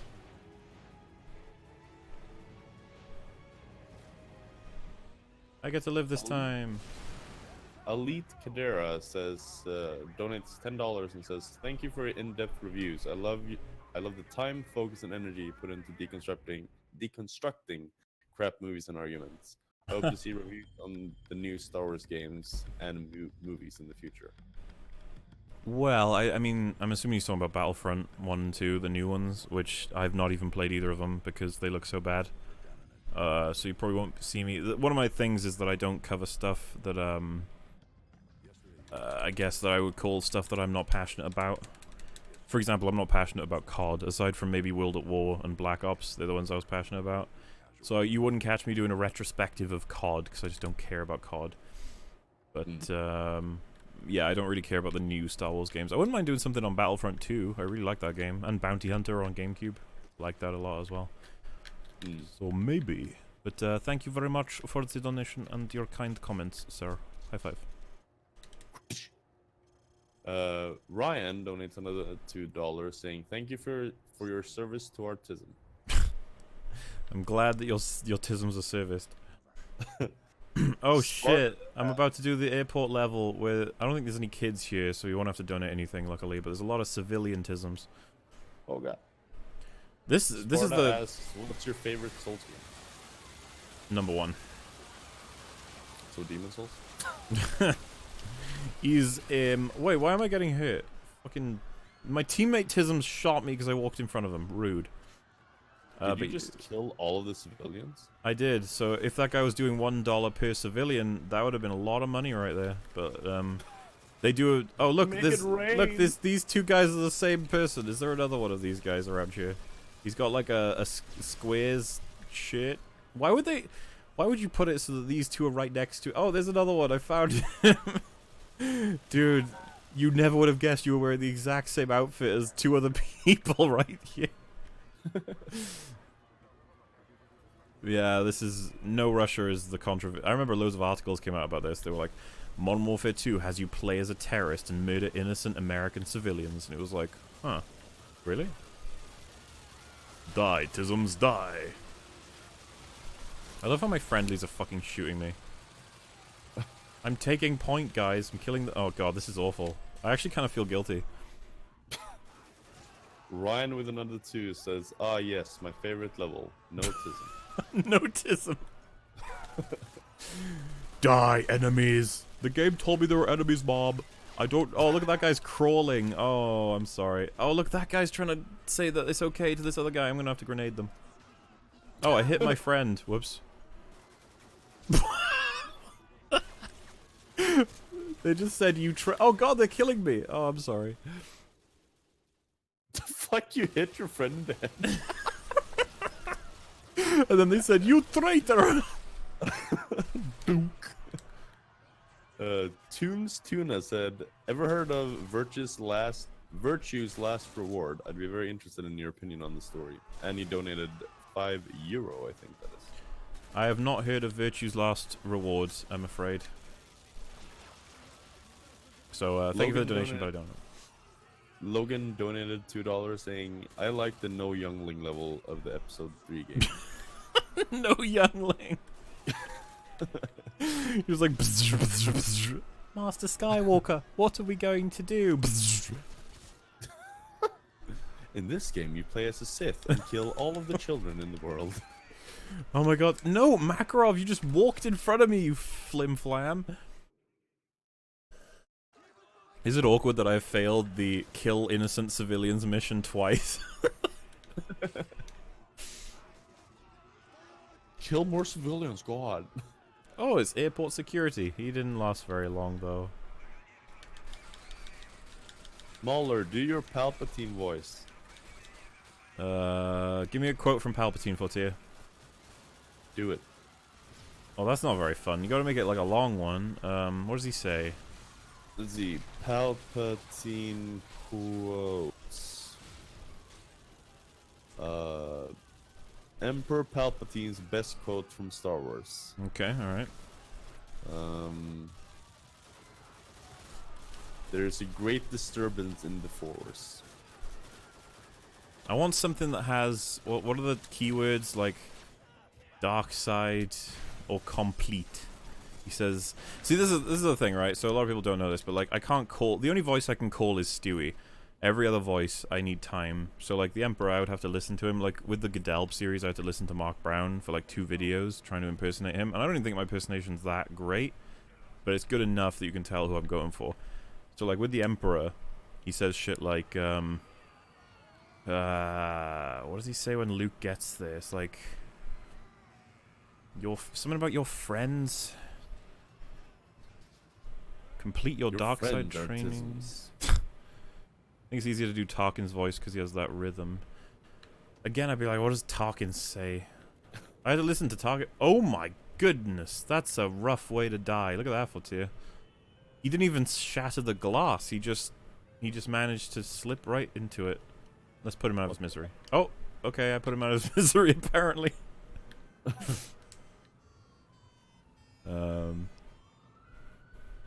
Oh, and yeah, I think I've seen a couple people say it. Fortier, the one you're listening to now, he's the one in my Dark Souls 2 series. I love how a lot of people really want to see your playthrough of it, but I've never known why. Nobody's ever said why. And I'm curious if it's because they want to see you fail, or they want to see you because they find you entertaining, or they want to see you to see the context of all the things that happen to you. Uh-oh. They're going to hate me, aren't they? Fuck you. I think it's more because a first playthrough, like a legit first playthrough, is always interesting, and I guess the context as well. When he says, "Oh, Takaro," when he says that, it's not really his voice, is it? He's going very high pitched. He's like, "I'm afraid the deflector shield will be quite operational when your friends arrive." He like doesn't sound like the normal Emperor. He sounds kind of tismy.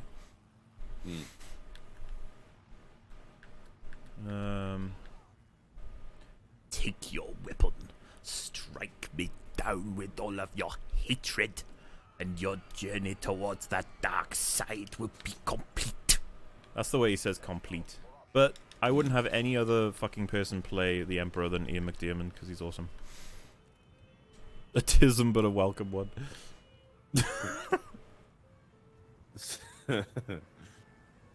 Dude, I would pay a lot of money having him say tism and have me record it. Oh, you tism.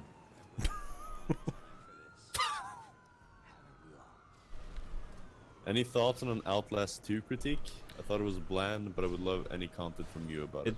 It's on the list of, I could do that if I've got nothing else that I really want to do, but everything that I really want to do comes first. So I'm afraid it'll. Oh, thank you for the $5 dues. But Outlast 2 could happen eventually, but right now I'm more invested in doing other things. Like Star Wars, for example, because I really love Star Wars. And since I've done the stuff on Last Jedi, everyone wants to see my perspective. I'm getting loads of requests to do the prequels. But, like, I want to cover the sequels first. And then I'm getting a lot of requests to do the OT as well. So I'm like, huh. I think that people want to see you, like, or compare the. Well, yeah, they want to see the way I do it about the other stuff. They want to see how the other stuff holds up, and I don't blame them, because I'm kind of curious as well. However, I did watch the OT several times recent-ishly before seeing The Last Jedi, and just in general, those films hold up. Hello? Do you hear me? Yes. Good. Yeah, no, you're back. Yeah, my chat's not moving. Oh, it is moving? Okay. I think your internetism for a second. Oh, there we go. We got Fs. Hopefully it's back up. He back. There you go. Yeah, so Return of the Jedi is the one that's a bit tismy. Now, I've watched other people's assessments of it, but I already knew that the opening plot is very confusing. You have no idea what the fucking plan was with the good guys, because they do a lot of weird shit in the opening to that film. I don't disagree with that. But then it has some of the greatest payoffs in that film for the whole series, so it's a lot to talk about. Because my favorite moment of the entire saga is Luke and Vader fighting in the 6th episode, so make of that what you will, I suppose. Mm-hmm. Also, wait, my bad guys have turned on me again. Can I just kill them? You blew your cover. Convince Makarov you're loyal to the cause. Okay, that was my bad. I like that, like, fucking 90% of your chat said stream-tisms. Stream-tismed out. Stream was tism sensitive. I mean, this is probably the first stream where we've made tism very, very, like, obvious. It's funny because, you know, that, like, glass shatter effect? When someone, like, tells you something about something, you'll start hearing it everywhere. Yeah. It will be that now. So, like, every stream we mention tism, or if they ever see it somewhere or whatever, they're gonna be like, oh, tism, oh, it's funny, tism. I mean, my name fucking has tism in it. Oh yeah, they'll at least know why your name has tism in it now. But I think, wait, on YouTube? Yeah, it's only for Tia on YouTube. But in everywhere else, it's now for tism. That's my name in places now. Well, there we are, I suppose. I'm just gonna stay under this wheel and hope I don't die.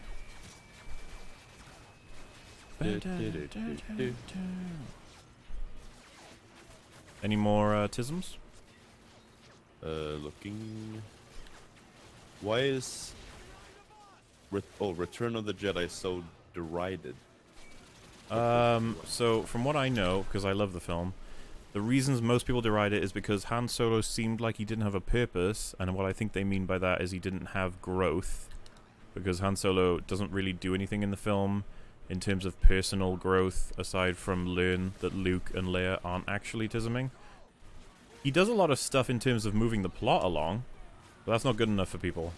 They wanted to see Han do stuff like he does in the first and second, personally, character-wise. Because, let's be honest, the third film is more about Luke than it is about Han Solo. So that's one reason. The other reason is that it's a very strange film. There is arguments that it is a repeat of Episode 4 because of the whole Death Star run thing. There's also arguments that the opening, let's say 40 minutes of the film, is really tismy if you think about it. And I'm inclined to agree. Other than that, I'm not sure what else people have to say. Ewoks is a common criticism, I would say. Mm. But yeah, that's what I got for why I think people don't like the third of the OT. Favorite Dark Souls boss?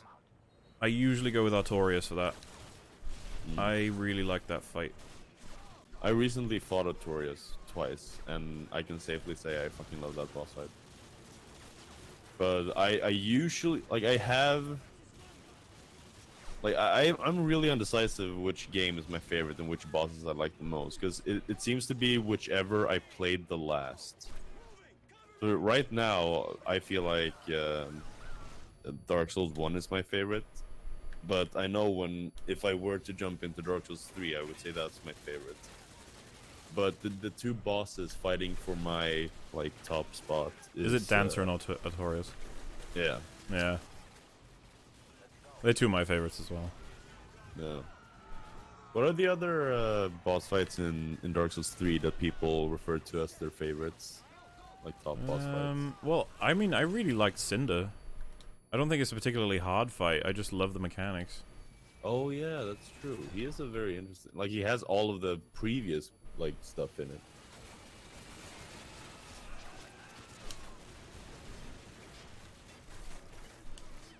I despise DS1 a lot. You're wrong. Well, you can't win them all, eh, Fortisms? Your opinion is wrong, gay banana. You probably bought your opinion from stupid.com. Tism.com. Did I finally beat the mission where I killed a bunch of defenseless people? How has Jenna not made a joke about that? Jenna, you're falling behind today. I'm disappointismed. Slave Knight Gale is someone that I wish he didn't hit like a truck so that I can make mistakes and like learn the fight more than just like, because I felt like when I defeated Slave Knight Gale, it was mostly because of luck. Like, I survived with like 1 HP, healed back up, did the same thing again, tried to get a couple of counter hits, and then eventually I got him down to 0 HP. I would like him to be a little bit more towards normal game balance and not be like end game balance, because he has a lot of stuff going on with him, like a lot of different movesets. I think he has like 3 phases. The first one, which is pretty easy, and then he gains a little bit of power in the second one, and then in the third one he gains like magic stuff that explodes all around him. And I wish he didn't hit like a truck, because I would like to... Yeah, I know that he's the last boss, but I feel like the DLCs for Dark Souls 3 was just like, okay, let's NG +3 this. All of the bosses have a bajillion health and hit really hard, which I don't necessarily like. But the designs were still really cool, but I wish they would be more balanced fights. There you go. Midir is total bullshit. Yeah, but then again, like, it comes down to the same argument. If he had less health and didn't hit like a truck, I think that fight would have been a lot more enjoyable, because you wouldn't go in and die 3 seconds into the fight. The ES3 DLC had too much HP, yeah. Oh shit, I was supposed to get down. Rojas, right-hand man, killed me. Oh, by the way, Yeah. Fortia, that guy, there was a guy called Misanthropony who made a video, part 1 of The Last Jedi, like, fucking assessment or whatever, where they said, I am not the kind of person who makes, like, a 5-hour critique of a film, and it shows mine, and then they go, I'm not some kind of super nerd, or at least it says that in text or something, and someone sent it on the Discord, and I was like, okay. Once again, someone making fun of me for how long I make my videos, like I give a fuck. And then part 1, 2, and 3 came out of their show, or their series, and I was like, so you've done an hour and 20 minutes of reviewing this film, and what, 5 hours is too much, but that's okay? I was like, that seems pretty stupid, but I'm glad you're the arbiter of explaining how long something should be. And they ignored me. I got like the top comment on their video, though. How do I get down? Fucking, oh, whatever. Let me out of the car, I want to kill things. And I found out today that they've made 5 parts and they're going to make a 6th. So they're already past 3 hours now. And I was like, how the fuck can you make fun of me? That doesn't make sense. Yeah. I don't know about you, but I would call that a tism. Yeah, I think that's like a 7 on the tism scale. Yeah. It's at least 3 tisms. Never change your format, Journeyman says. Does Journeyman like my rages and praises? Does he think that follows my format? Oh, he got away? So. Fuck. If so, then sure. I think everything about my format has already been created, so you only see more of whatever exists. Don't ever change, you beautiful nerd. Yay. Where's... Also, can I slap Stop Moss? He said the bed of chaos is the best boss. What does slap mean? What do you mean? I'll slap him. Slap him out of this room. Okay, you give him the tism. Go ahead. Ryan, another $2 says if it's over a 5, it's a tism. Wait, so on the tism scale, if you're under a 5, you're not a tism, but you're on the tism scale. That seems contradictive. I demand a judge decide this. But there's a difference to being on the tism scale and having tisms. Okay. I think I'm understanding this now.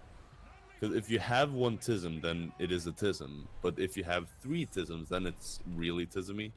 If you have like 7 tisms, that's way more than being 7 on the tism scale. I shot him in his leg bone. Who didn't? Wait, he's not even bleeding.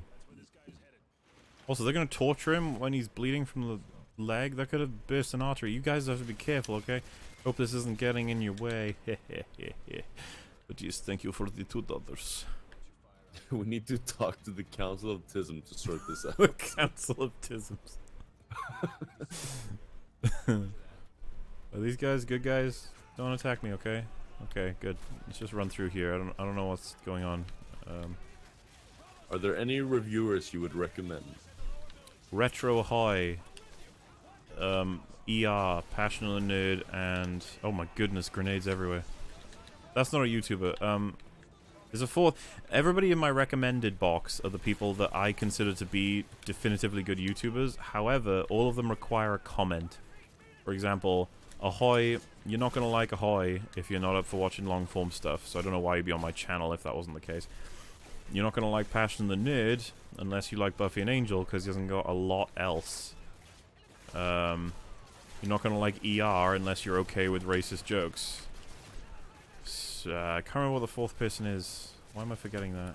Oh, Colossal is Crazy, who's again extremely edgy, so...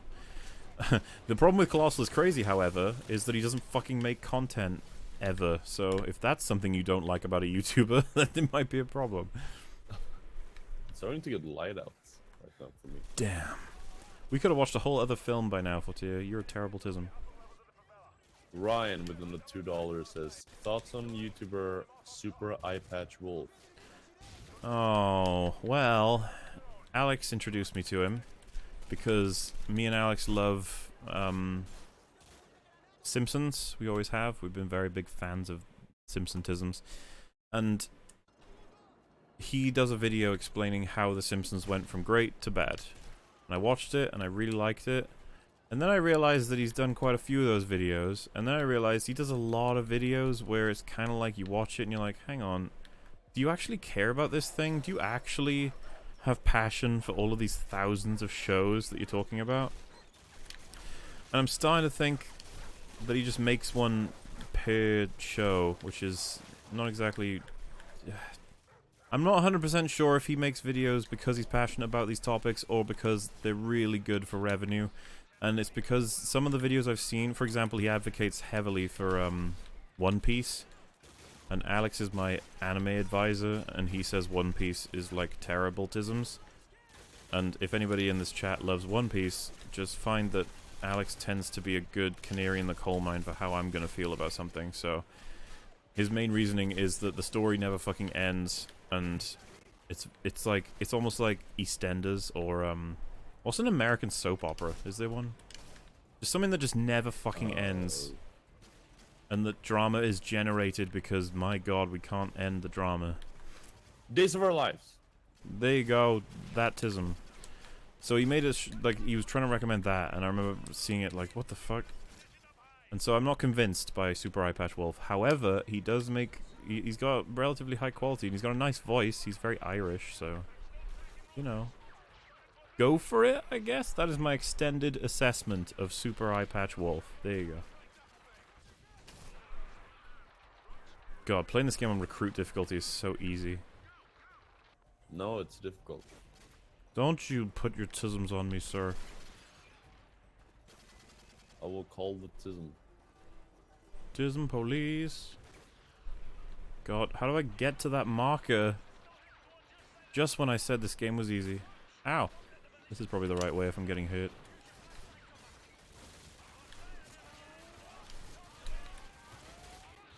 I was reloading. You can't attack a man when he's reloading. It's rude. Now people are mentioning like a bajillion different YouTubers. Uh-oh.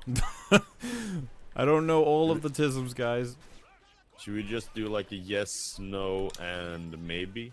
If I just spit out names? I mean, if no one else is like, you know, suggest if it's enough, we can go one by one. Let's see how it goes. Actually, no. It's some of them are YouTubers and some of them are Tisms? I think manga stuff or some shadow. $2 for the Mauler lore this stream. From Logan. Wait, what? Mauler lore? $2 for the Mauler lore. Oh, well. Sweet.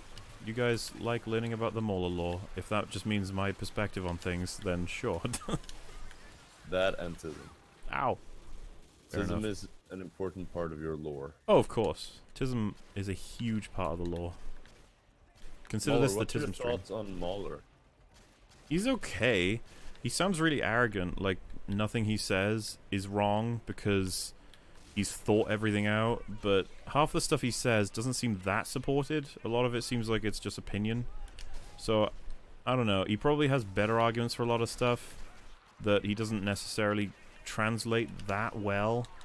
I feel like if I debated him, I could probably prove him wrong on a couple of things, but I do like his editing style. At least he puts some effort into that, and he has made me rethink a couple things. I'll go that far. But very stubborn. He seems to think there's no way you can prove The Last Jedi is a good film when good and bad are just subjective. So he's a flim-flam. He's a tism flim-flam. Yeah, but why is Mauler? Why? I think he was created by two people having the sextisms. Wait. Not a stork? Well, of course a stork, but, you know, you can have a stork that has sextisms. Alright. Wait, someone's making a run for it? Captain McTavish, tell me more. Tell me more, tell me more. Oh, I'm over here, dude. Oh, there's another guy. Come back. Come back, I want to murder you. There we go, he's dead. I just want to say that sarcasm is really hard to convey over text, so I don't know if a lot of you guys are just memeing or not. Ah, Jesus. Well, There's no such thing as objectively bad, just saying. Objectively, everything is neither good nor bad, it just is. That must be me.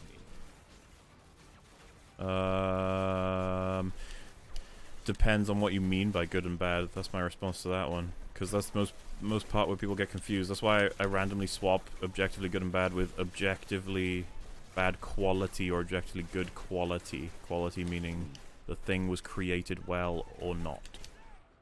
So I kind of agree with the guy, but also don't. What did Ryan say? Ryan saying Cowboy Bebop. I haven't seen it, but I've been told about it, and I think Alex actually has got it in my anime queue, so... That means that Alex doesn't think it's terrible. In fact, I'm pretty sure he recommends it, so that's a good tism. I'll do you one better. Tism is Mauler. Oh my god. There's so many terrorisms. Terrorisms.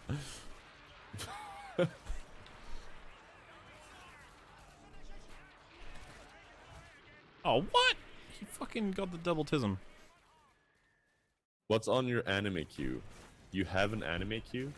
I want to see. No, that. that's actually a lie. I don't have an anime queue at all. But if you were to ask Alex, what anime would you show Callum next? He'd probably have one ready.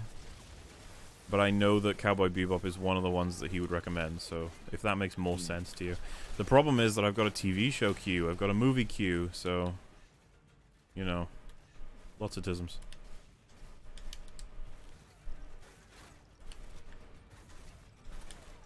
We do not negotiate with turdsisms. Could you imagine a cop said that? We do not negotiate with terrorism. Very serious. God, I'm a masterclass soldier. I'm wiping out way more than I'm worth in terms of enemies. Wait, who's Callum? Is that his name? Callum? Callum, C-A-L-L-U-M, is my actual human name. Not C-A-L-L-I-M. A lot of people spell Callum with one L. I have the two L's. Yeah, but you don't have an I. I don't need an eye. Eyes are useless. All they do is help you see. Fuck that. Wait, I gotta capture somebody? Oh, this is a tism. It doesn't look like he's getting away. We have What is got your the favorite package. Splinter Cell game, and why is it Chaos Theory? I haven't played any Splinter Cell games, and now I feel guilty tisms. Jenna says it's Cal, short for calcium. Calcium. That's actually, so a lot of friends in my school have nicknames, and everyone tried to make a nickname out of my name, and I'm half expecting that my parents chose my name because you can't nickname it. And funnily enough, the only one they could come up with was Calcium. And so for like an hour, a few of them called me Calcium, and then they forgot. It was just like, well, you tried. That's the important thing. Are you familiar with Heat, directed by Michael Mann? Sister Freed's Socks donates $2 asking. Thank you for the donation. I have seen it, and disappointingly, it's a very well-received film. Alex loves it. I watched it with a friend, and we were both very disappointed and didn't really get what the hype was about. So, unfortunately, I need to watch it again to give you guys a better assessment, but I was not impressed. And I know that it's quite beloved, I guess. But I just didn't think, you know, whatever. I think that one's The Heat, though. So maybe I'm getting it mixed up if this is a film called Heat. But that's the only Heat that I know of. Oh, Alex is a friend of mine that's like... He is a good tism, he's just not always around. In fact, if he's up for it tomorrow, you'll be hearing us give our initial thoughts of Jurassic World Fallen Kingdom tomorrow on a stream. In before it's amazing. I doubt it from that trailer. Like I said, Fortier, I can tell you the entire plot and I haven't seen the film. Yeah. Oh, hey, I'm in a One of kid's... my favorite bands is actually called Tism. I don't believe that, but I agree that that's a good band name. Additional ground support. I think it's true, man. I remember when I googled Tism, there's actually like a band logo. Do you know, Fortier, did you know, because a lot of people tend to ask this question, but they haven't tonight, which is fine, because it's a good question. It's usually like if there's a person asking the questions, then they'll be like, how did you two meet? Do you know my first interaction of knowing you existed was basically them saying, I don't know, by them I mean it was some of the Twitchmate people, but they were like, I don't know if Mauler's voice or Fortier's voice is better. And I was like, who's Fortier? Yeah. And they were like, he's a Swedish guy with a really good voice. And I was like, pretty sure I have a better voice. Yeah, I think that's what they said to me as well. The problem for you is you don't do impressions. Yeah, So I think Mooney said that yours was better because it works better with the British accent. Or it I becomes think better with the British yours is accent. deeper, but mine is malleable. And yeah, people love the British accent. No. I don't know what malleable means. Oh, like you can change it. So like, Oh, I've got a pretty decent voice because I can manipulate it. The thing is, I yeah, I manipulate my can. voice so much is I don't have an accent anymore. Like, you Mhm. can't... If you put a label on my accent, it wouldn't make sense. You'd be like, but he No. doesn't say this way, and you'd be like, oh fuck, okay. Wait, I gotta throw a smoke grenade? Do it! Bleh.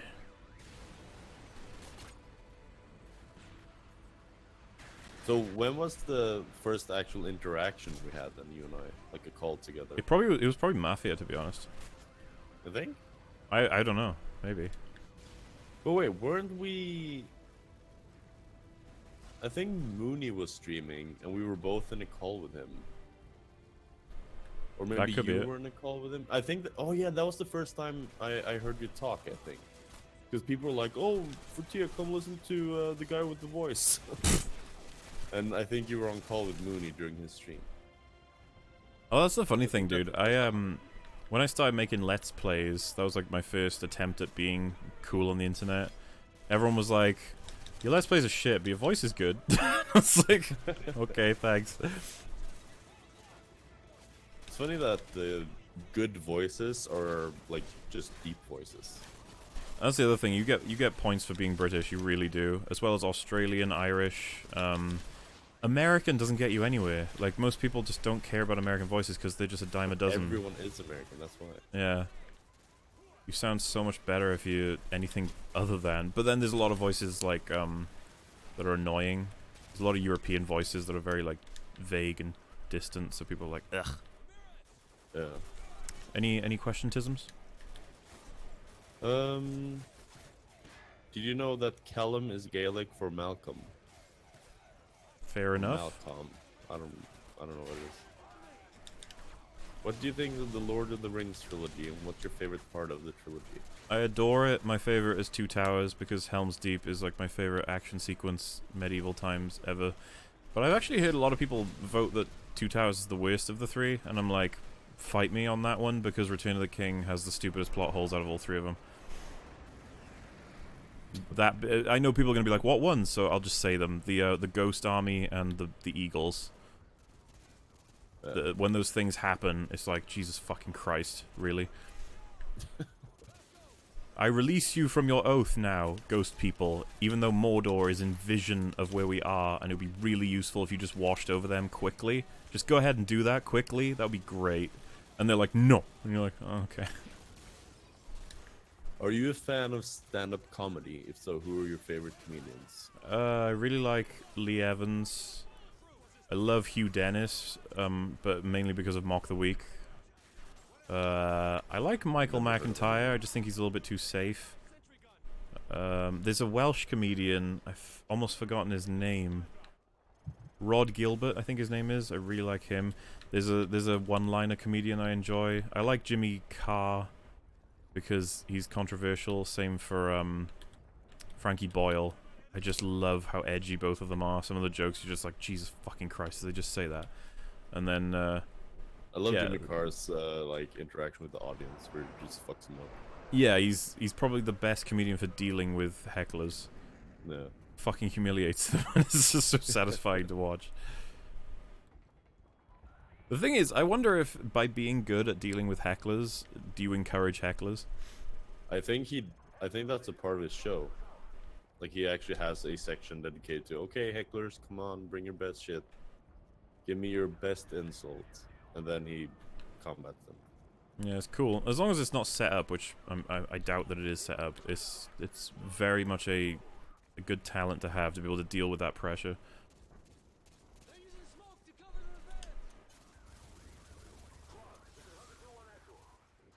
What about Tuzzle Howard? Oh, Russell Howard, I find him annoying. He's also on Mock the Week, and he got made permanent, and it really annoyed me.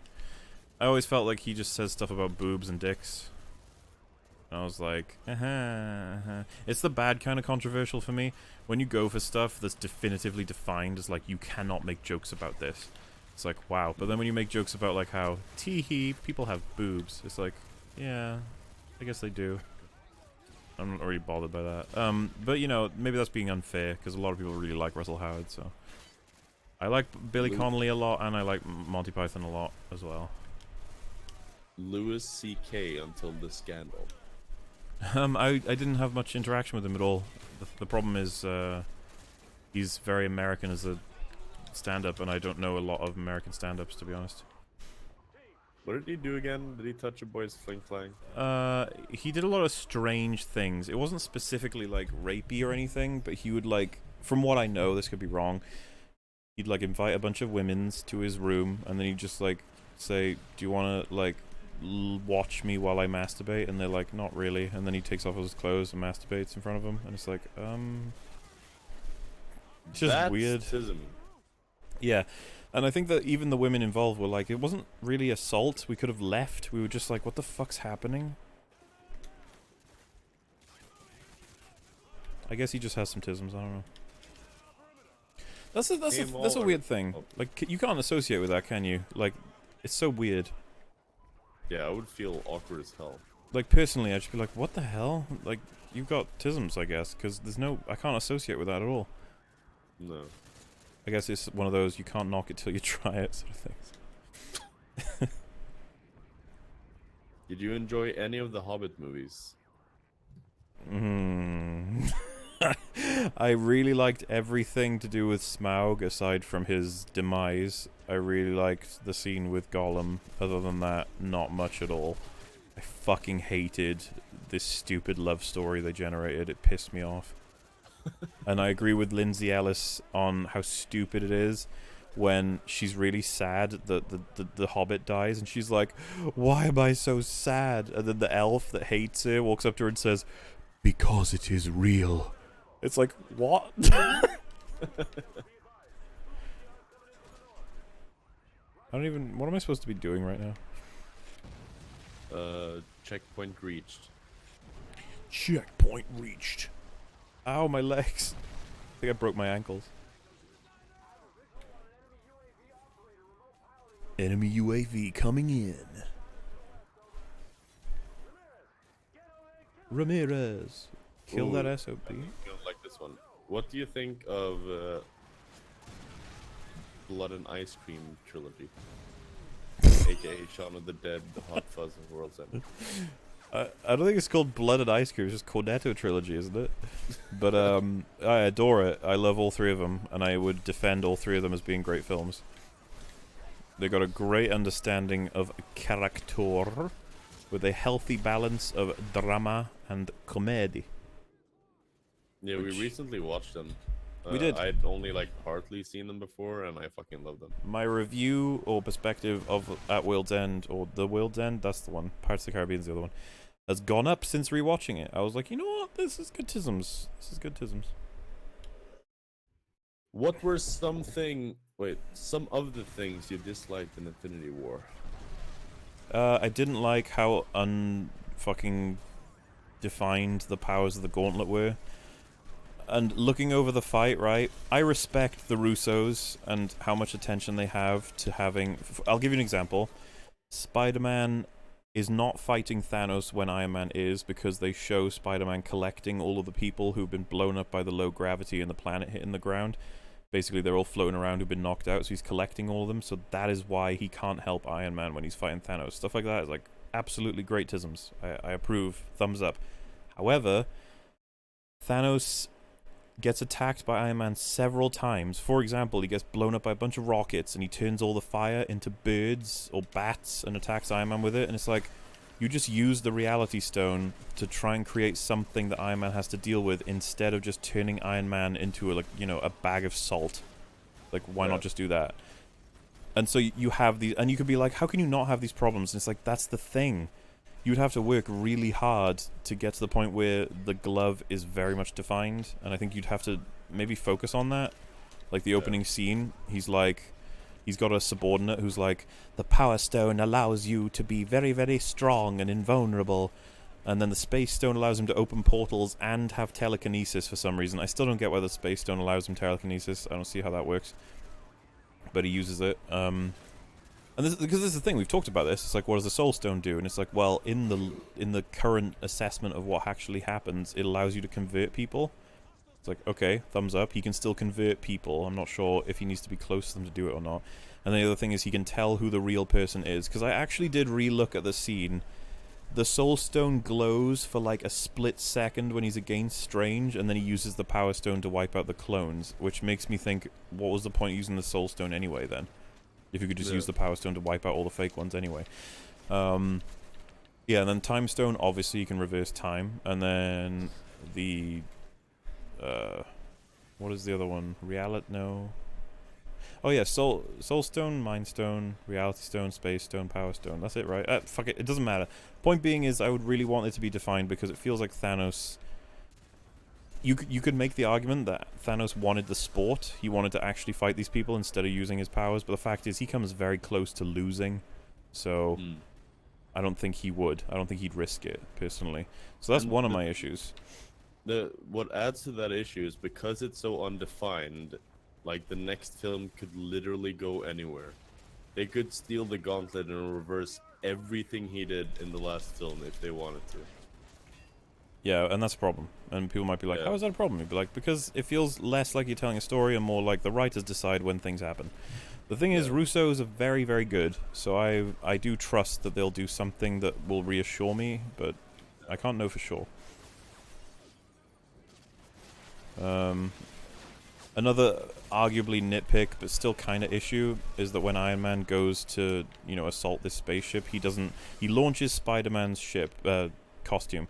He doesn't say, this is an invasion for a glove that will allow him to take over the universe. Please launch all of my suits to follow me to the ship. Which I feel like is something Iron Man would do. And I feel like he doesn't do it because it would make him a lot more powerful, or it would be just more shit for the Russos to have to deal with. So I understand. But why wouldn't you do that if you were Iron Man? Why wouldn't you go, you know what? Fuck it. Send all of my prototype suits that I made for Captain America, Falcon, and Scarlet Witch, and everyone that just supports them. It gives them armor, flight, and it allows them to, benefit in terms of whatever their abilities are. I feel like Iron Man would do that. That's why I love the idea that he actually made an Iron Spider suit. It was because he loves Peter, and he was like, I'm going to make him a suit that's going to benefit him. And we already know he loves his Avengers, so...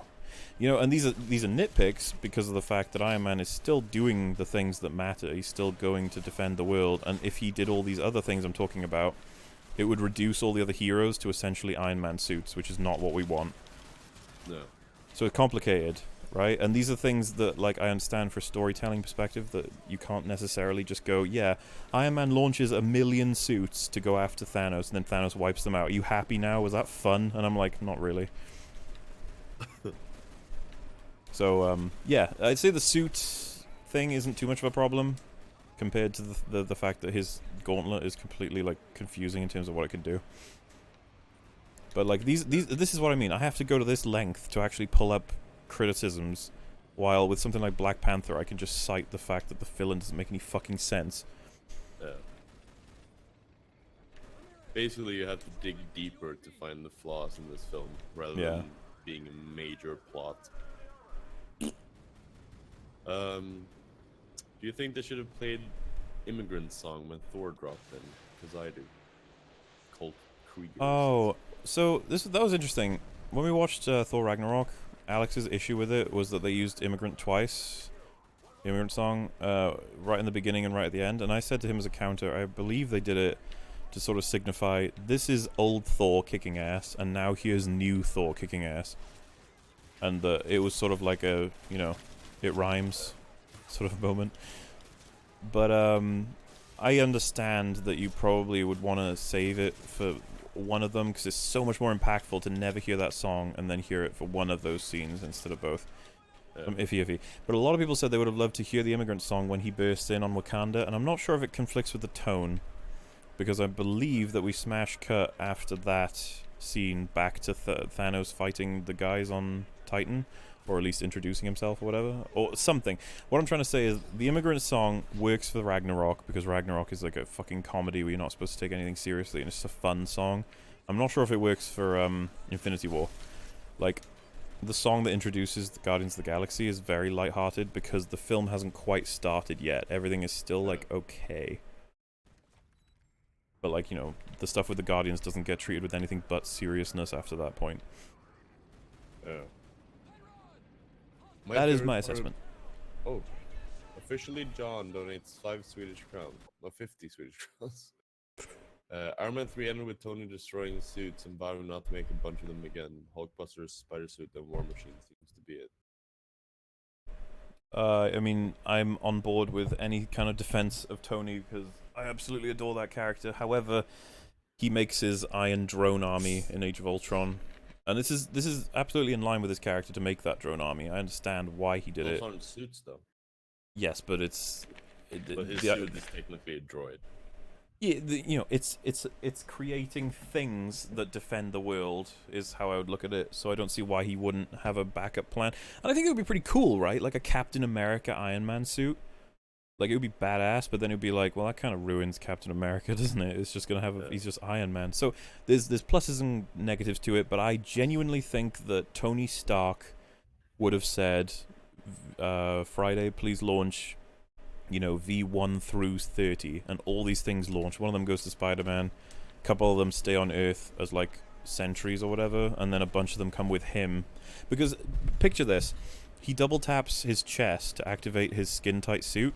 Why wouldn't he just wear a suit over that, and then once his main suit gets broken, he can use the backup one? So all he needed to do was organize a suit to be brought to him. And this is the thing, I understand it's kind of a nitpick, because it's just like, oh, come on, he's Iron Man. Why give him multiple suits? That's just going to make it lame. And I'd be like, but it's what he would do, is it not? Don't you think it would be that's what he would do? Maybe.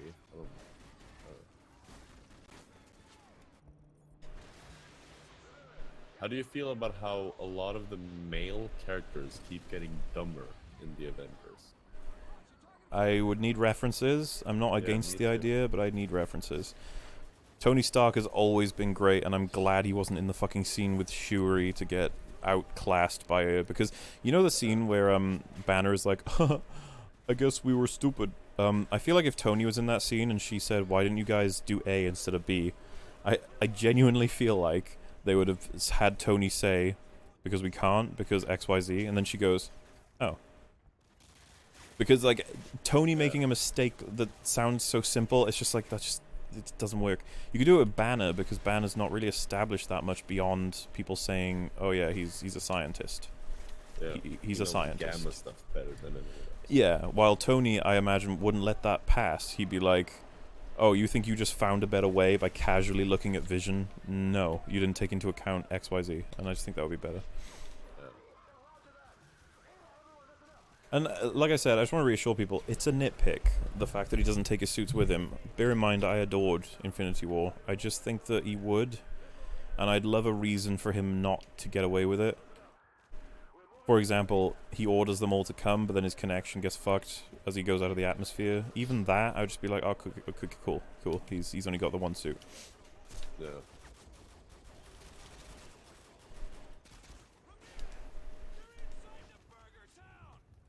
Ramirez, they're inside Burger Town. Can I just nuke Burger Town? Did that work? Good. Any more questionisms? Oh, and thanks for the donation from person. And I think I don't know if you agree with this, but like saying he only builds, you know, Spider-Man suit, Hulkbuster suit, and War Machine suit is like, well, that's still quite a bit, isn't it? What are your thoughts on Vision getting shafted, even though he was literally made out of vibranium? Oh, that's another issue I have, and I think Fortier agrees with this one. I didn't like that the film basically goes, I've been stabbed, I can no longer phase. It's like, what? Why? And yeah, she asks, how's that possible? And he's like, it shouldn't be. It's not. Yeah, that's not good enough for me. you gotta do more than that. Yeah. And that's the thing, you could be like, alien technology, and it's specifically designed... Oh, I don't even know how you get away with that. What would you do for that? What would your suggestion be? To nerf him? Yeah, because you have to nerf Vision. That way at all. maybe some sort of I don't fucking know, force field of some shit The sort. thing is, that I think it would have been deactivates safe to actually have Vision kick one of the 4 of them's ass, because it would reassure us that Vision's not going to go down without a fight, and then have him lose to Thanos in the end, because Thanos is Thanos. Because the fact is, he gets stabbed, and then he gets stabbed again, and he spends the film being a wet blanket, and that wouldn't be an issue if not for the fact that he's supposed to be one of the most powerful. Nick Palladino donates $2 saying, Ebony seemed so much more competent than the others. I agree, and he was my favorite out of the 4, but I have a feeling that the only reason he was my favorite is because the only one that had a character, really. I loved, he's the one with the telekinesis, yeah. I love the interaction between him and Strange, where Strange essentially is like, lol, you've been outsmarted, I've got a dead man's lock on my thing. And then he says, no, he says, like, you'll find the spell I've got on this unbreakable. And then he says, fine, I'll take it off your corpse. And then he, like, throws him, which is an epic line, by the way. And then he says, I think you'll find a dead man's lock will be pretty hard to pry off a corpse, or something like that. And he says back to him, you'll only wish you were dead. That's such a fucking great line. Yeah. And yeah, he was very intimidating, and I do still like the way they beat him. He doesn't fucking see that shit coming, where Iron Man is attacking him, but then he just shoots the wall instead. He's like, wait, what? And then he just goes... It's good shit, good Hey, you tisms. know that really old film? Yeah. Which is a great callback, and I prefer the one about fucking Footloose, because it makes sense that Peter would know about it, because apparently he's got a bug for watching old classic movies. So he's like, is it the best fucking film of all time? And he's like, no, it never was. It's like, oh man. Again, why I think that people saying that Marvel has influenced Star Wars to have fucked up comedy and drama, I think that's bullshit. Marvel always knew how to do it better. Shouldn't Infinity War be out soon? I would imagine so, yeah. Why? No, wait. It came out in April, right? April 25th? Oh, you It's mean only like, 2 are you months. asking, yeah, well, I mean, why does it matter though? Because I want to see it in HD shit. I mean, yeah, we'll watch the shit out of it once it comes out, dude. Yeah, I want That film- now, though. Film is fucking glorious, and that's the thing that, all these little criticisms you can have, fuck it, let's call them big criticisms of some of it. The fact that they managed to achieve what they achieved, even with these criticisms, is impressive. I mean, the thing is, yeah, exactly. They were They handed had- like 15 balls, and they were like, okay, so juggle them all while riding a tricycle. Or no, Yeah. one sickle. Once ago. And paint a Bob Ross painting at the same time with your penis. And this is the other thing, it's like, And by they the way, happen to drop the pencil. That's it. well, it's like, you got all that to do, and then they go, by the way, you need to nerf Vision, also explain how the gauntlet works, and, you know, some other thing. And you're just like, fucking hell, how am I supposed to do all of that? And they're like, do it. Because like I said, man, you know, I consider myself able to write a story. But if you told me that I got a nerf Vision, I'd be like, well, how do we do this in a realistic way that matches what we've seen so far? It's like, it's pretty fucking hard. And like I said, I think I would resort to making Vision OP. And then having him wiped out by Thanos to be effective as like a shit man. Maybe even early on in the film, he could destroy one of those 4 people, and then Thanos. I think people would be pissed if you saw Vision get wiped out early, even if it was by Thanos. No, not wiped, but like, you know, the same way Hulk was. Like, just, nope, denied. Yeah, I think Thanos could wound him realistically, but I really like the way they did. You guys go to Earth and collect my stones. I'll collect the ones across the galaxy. I like that. They did it that way. Any more questionisms? Mostly comments on what people like the most. Guardians 1 or 2. A lot of comments about. I personally go with 1. What about you, Footisms? 1 as well. But the thing is, I like 2. I like 2 as well, and I especially like what they did with Drax in the second one. He got a lot more screen time. Yeah, I like what they did with Drax. I like what I would hazard to say I like what they did with all the characters. Maybe not Rocket, I feel like Rocket was a little forced with the recklessness thing that caused that faction to be involved that I found to be annoying more than anything, to be honest. Can't remember what they're called. It's like gold people or whatever. But yeah, it's the plot I have an issue with in Guardians of the Galaxy 2. Yeah, definitely. I was gonna get to that as well. The plot is just like, at the end of the film, what have they done now that they hadn't before? Or where are they now compared to where they were before?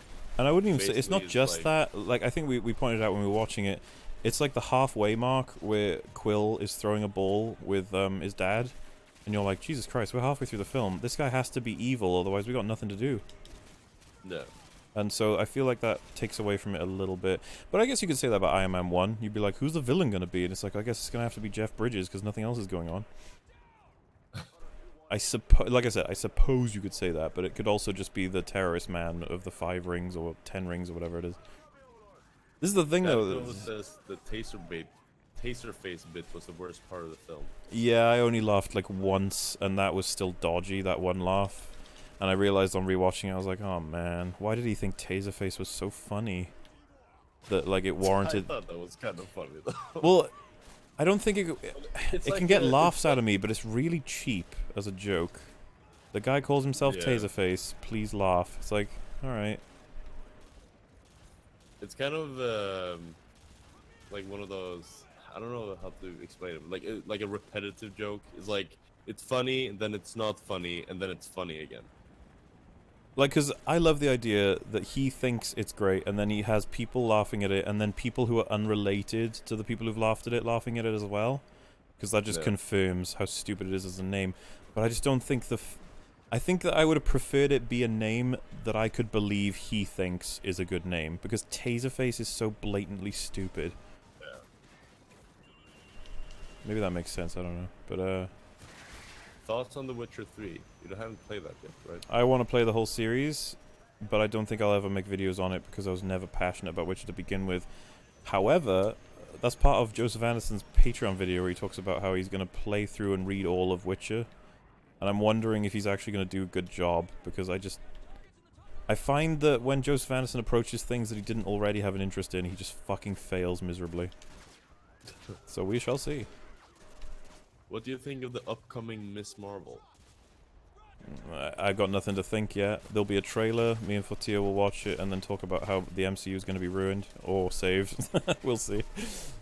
And then, I will go see it though, because that's how invested I am in the MCU right now, that I will happily watch Ant-Man and the Wasp and Captain Marvel just to see any tidbits about what's happening with Infinity War. Yeah, when does Ant-Man release? That's relatively soon, as far as I know. Oh, and for anybody who's going to ask, I'm not going to cover Ant-Man and the Wasp unless it's very good, which I don't think it's going to be very good. 5th of July in Brazil? Why the fuck are you showing me Brazil? Then again, if Ant-Man and the Wasp is, like, abysmally terrible, I suppose I would cover it as well. Oh. But I doubt it. I feel like it's going to be a mid-tier Marvel film. 4th of July in Sweden, so 1 month. Wow, I'm going to need to book that, because I think Alex really wants to see it. Like I said, I never understood that. Alex is, like, apathetic. Even about Infinity War, he was apathetic. He was like, I hope it's good. And then Ant-Man and Infinity War... Ant-Man and Infinity War. That's the name of the film. But yeah, I was like, do you want to go see Ant-Man and the Wasp? And he was like, hell yes. And I was like, oh, okay. What do you think is left for Marvel after Infinity War Part 2? We're gonna have to generate a new, realistic, interesting storyline with potentially losing a bunch of people we love. So I am very skeptical about liking it, and I swear to God, if they lose the Russo brothers entirely, I don't think there's much hope left. And I think there's a very high chance of them, like, deliberately just saying no. Yeah, I think they want to move on, which to me, like, I know this sucks to say, but like, I saw an interview with them where they literally say that. I don't want to see an MCU without the Russo brothers, because I just think they're so fucking good. Yeah. They made Civil War. That's permanently enough for me to say, Jesus Christ, please make more in case they become another Civil War. Yeah. Yeah, I doubt we will will have as much. I doubt the MCU will ever become as good as it is Yeah, right now. Pretty much. there's like this little selection of time where it might peak in the... Because this is the thing, with Iron Man, I was totally... Oh god, I just killed a friendly, oh whatever. I was totally into it with Iron Man, and then you had Thor and Captain America, and I remember being like, ugh, I want more Iron Man. And then I watched Iron Man 2, and I was like, okay, apparently I don't want more Iron Man, because I didn't really care about that film. And then Avengers came out, and I was like, Jesus Christ, that was incredible. I remember leaving the cinema so fucking impressed with Avengers. I was just like, wow. And then I was like, Joss Whedon did that. That makes sense, because he made Buffy and Angel, and he can't do any wrong. And then I found out how much wrong he can actually do. But, so I was really into it. And then we got Thor 2, Captain America 2, which I'm not fond of in a way that would make me, you know, love the shit out of the MCU. Iron Man 3, which, Jesus fucking Christ, I hated it. And then I think there was a few more, and I remember basically cutting myself off from the MCU, where I was like, yeah, I'm good. You do you, MCU. And then Guardians of the Galaxy came out, and I was like, my god, that was actually really good. And it had no right to be good. It was like, since when did anyone say how you were going to be a good film? What the fuck? And so I was like, okay, I guess I'll give it a chance for the future ones. And we got through Civil War, Captain America. Wait, that is Civil War, sorry. I need to see the timeline to be able to point out the ones that got me back into it, but Civil War was the huge one that made me think, holy shit, I can't wait to see what happens next. Yeah. This is an interesting comment. Someone said when you were commenting on the Russo Brothers' work, Russo Brothers can't edit fight scenes though. A lot of people feel like they flash too much, and there's someone who's pointed out a bunch of continuity errors with some of their editing in fight scenes. It's not consistent though. For example, the fight between Iron Man, Bucky, and Captain America is fantastic. Like, there's nothing I would change about it. Other than making it entirely a one-shot, which is asking a bit much, isn't it? Yeah. So, for example, the opening fight scene in Civil War, where they, you know, beat the shit out of a bunch of terrorists, is not exactly... There's lots of cuts. And it's very, like, standard action sequence. So I don't disagree with that, but I think they nail it on the super important fights. Yeah, but even if, like, the shots themselves have inconsistencies, I think the overall, like, why this person is over here and why this person isn't doing well, this to give you an example, thing. Falcon says, like, I think Captain America says, like, there are 5 tisms, and then Falcon comes in and knocks out 2, and then another 1, and then says, there's only 1 tism left, you know, that kind of thing, and it's like, wait, there should be 2 tisms left. And there's a couple of people, like, because this is, I can't remember what his name is, but there's a really good YouTuber who points it out, while also praising the film. He calls them nitpicks, so there you go. There's one where everyone's talking about how they've controlled the area, and there's a shot where you can see in the background that Captain America is currently getting strangled by someone. And it's like, you haven't controlled the area at all. It's like, what the fuck are you doing? And so, yeah, this is why I don't ever agree that Civil War is flawless. It's not. It's just that the problems with it are so small that I don't give a shit. No.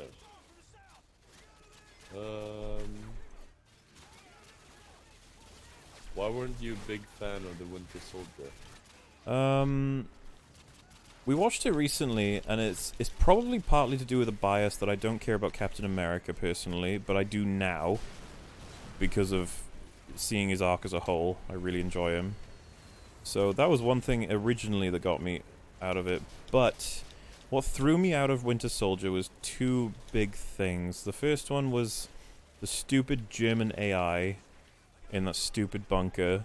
There's so many reasons why I have an issue with that I can't be asked to go into it now, but it really annoyed me that thing even exists, and it acts as an exposition spewer, and I know that he's going to be like, yes, but I only told you my plan because I'm going to kill you, mwah, mwah, mwah, mwah, mwah. And it's like, why don't you just tell him a fucking false plan then? That would have, you know, covered your bases in case they actually escape. Oh no, they escaped, damn. So... And that's aside from the fact that he's a fucking fully functioning German man who got put into a computer, which I find so annoying considering Tony's technology with Jarvis is only as good as that thing by the time we're like 30 years ahead. So there's a lot of things that I don't like about that. And then Captain America's decision to sink all of the helicarriers, I think it's absolutely in line with his character. I just disagree with it so much as a decision. And it even hurts civilians, which I almost think if he knew that, he may have not chosen that. So yeah, there's a couple of tisms in the plot that annoy me, but I do like the film, and I consider it the best of tier 2 of Marvel, if that's complimentary or not. But most people consider it their favorite Marvel film, so I don't know. Yeah, even here in chat, there's a lot of people who love Winter Soldier. Like, if you would ask me what is the best rated Marvel film, I'd probably say I assume it's Winter Soldier. So many people have told me they love Winter Soldier. Yeah. I don't blame them, by the way. I really don't. Does that as well. Winter Soldier's a good tism. It really is. Oh, here's another one. Samuel Jackson's fight scene in the car. It's epic. It's awesome. But it ends in a way that's like...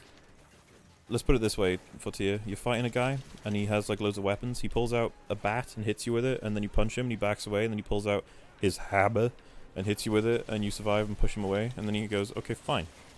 He pulls out a gun and shoots you, but it hits your bulletproof armor. He's like, damn it. Then he pulls out his machine gun, and it just does nothing again. And then he pulls out a button that just he pushes, and you die instantly. And then you do, and he's like, haha. And then you have people being like, why didn't you just pull that out first? What the fuck? And what I'm translating is that the Winter Soldier fucks Samuel Jackson up completely at the end of this like 10-minute fight scene with this one item that basically flips his car upside down and fucks it all up, while everyone else was using machine guns and like mounted turrets and other things. And I'm just like, why didn't you just open with that? Why doesn't everyone have one of these weapons? Why is the Winter Soldier the only one that has this? And why did he take so long to use it? Ah, my brain. So, couple of things I just can't deal with in Winter Soldier, combined with the fact that it was a story of Bucky and Cap, which I wasn't that invested in anyway. But I guess I would be now.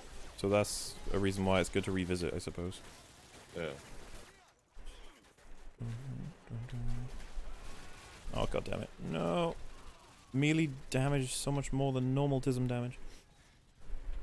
Muller, can you upload your streams to an alternate channel so we can listen to it at work?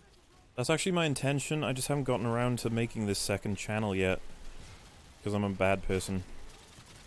Don't you have them on Discord though? That's the thing, yeah. Person who said that, if you join my Discord and you're like, can I get access to these things? We can get them to you. I would get them to you, especially if you added me. The Discord would be the best way to go. I put most of my significant streams in a channel called Watto's Junkyard, so you'll be able to access them there at the very least. I'm so gonna die, I can't see shit.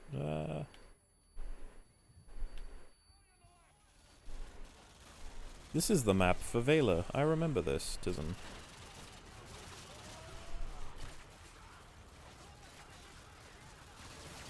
Superhero movies are trash. The trash ones are, I agree with that. Yep. Iron Man 1 is still the best Marvel film, fight me. I think it's good. I think I put Iron Man 1 at the bottom of the high tier. Yeah.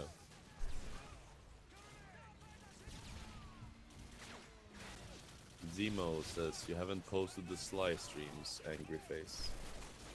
That's true, but if someone requested them, I could, you know, get it to them, is what I was saying. Thoughts on Spider-Man? He's my favorite superhero. My favorite Spider-Man is Tom Holland's. I love the Sam Raimi Spider-Man 1 and 2. Spider-Man 3 is awful. I don't like either of the Amazing Spider-Man films. My opinion on this is pretty much a common one, unfortunately. I don't have anything interesting to say about it, to be honest.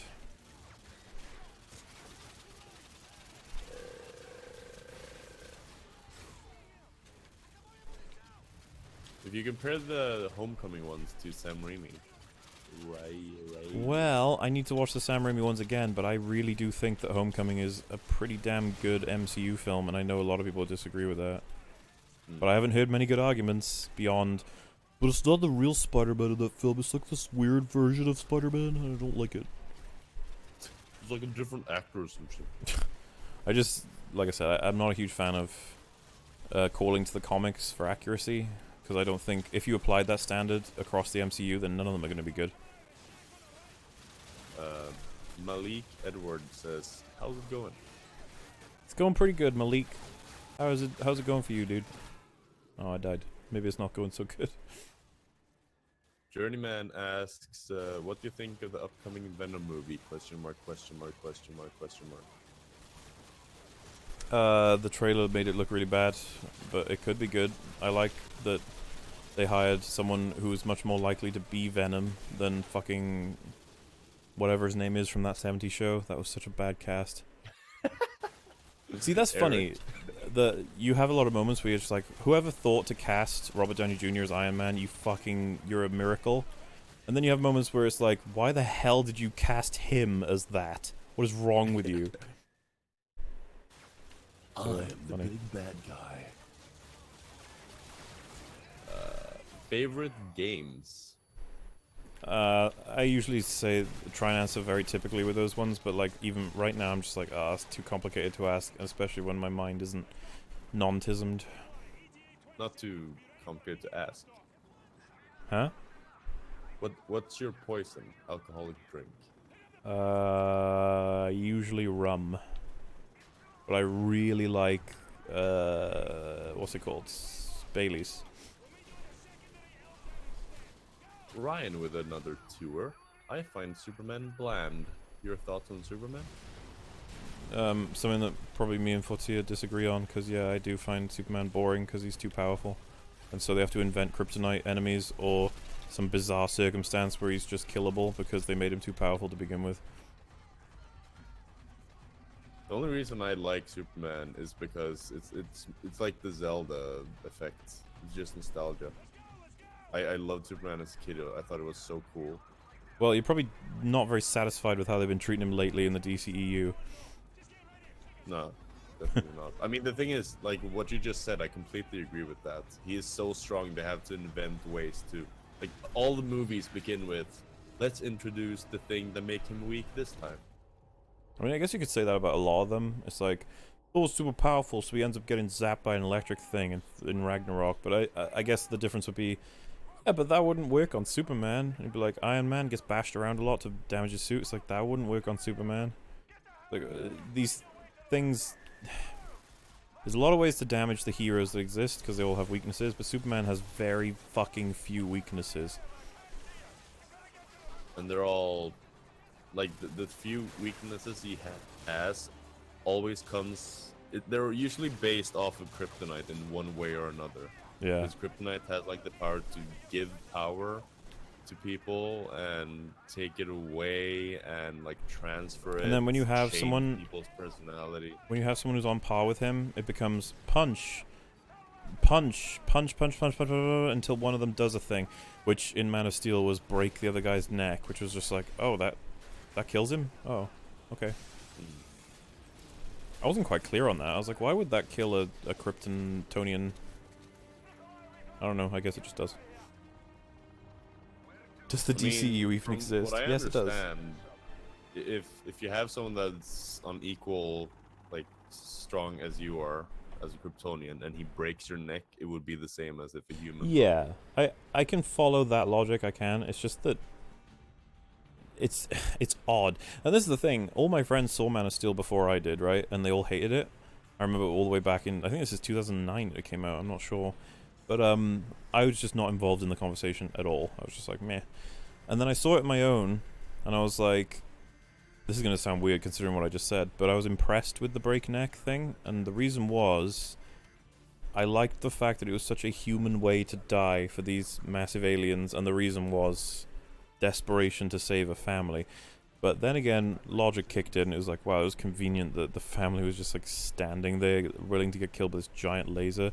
It's also weird that Zod put himself in a situation where he was almost like saying, please kill me to Superman, when I thought the whole point was him trying to take over so he could save Krypton's atmosphere. And then the other thing is, like, it's very anticlimactic for what are essentially two massive gods. You expect a God of War style ending where they just do massive, like, throw a planet at each other sort of shit. No. So I'm very torn on that one, but my friends despised it. Yeah. But again, like I don't disagree with that stuff. It's just again the Zelda effect takes over, where it's like, yeah, Superman. Rah!" Yeah, I mean, I'd probably be with you on that if they made a fucking good Superman film. No. You know what you need to do? Give him character instead of making him mopey all the time. And I know that people will be like, but that is his character. I'd be like, fuck off. It's not good. Give him a mustache. Yeah. I think if you gave him a mustache and then took it away with CGI, that would probably add a lot of character. Can Superman cut his mustache with normal scissors? No, Or do he has they to have get to be, like, he has to get Kryptonian scissors. kryptonite scissors? He like gets weak when he's doing it, but it allows the hairs to be cut off. Yeah. Martha has to do it for him. Why did you say that name? I was talking about that with on a podcast I was on recently, and they were like, "How would you fix that scene?" And I'd be like, "I think I would have had Superman say just as he's about to die, please don't let them kill my mother." And then Batman would be like, "What the fuck? What do you mean your mother? You what? You know, like instead of just saying Martha, it's just like, what the fuck? Why did you say that name?" I hate it. It's so fucking stupid. It's funny because I've heard a lot of counter arguments. It's like, what? You wouldn't stop for a second if someone said a very specific name that mattered to you? And I'd be like, I guess I might. It's just really annoying to watch. I mean, just as you said this now, if someone said that to me,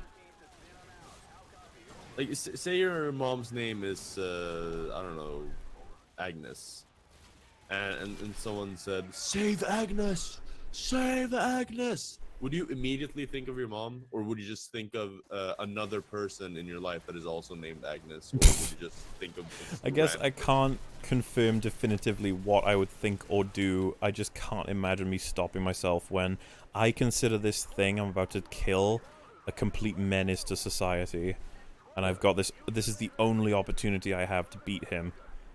So I think I'd go with it. I'd be like, I don't know why the fuck he just said that, but I'm killing him.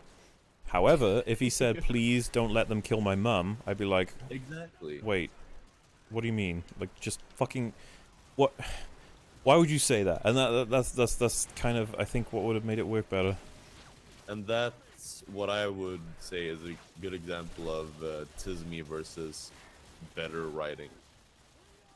Yeah, I mean, what we just said makes more sense than. I wouldn't mind hearing counter arguments for why ours is worse, but I don't think many people would agree that it's worse.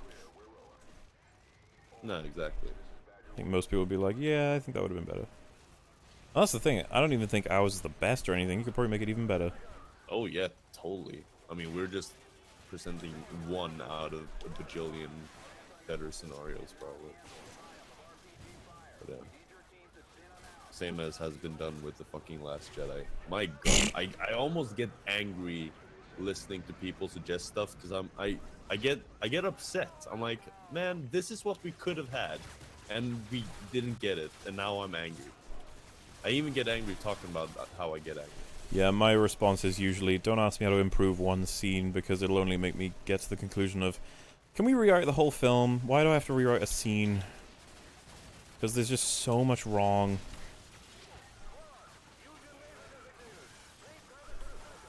I'll be a beast. Okay.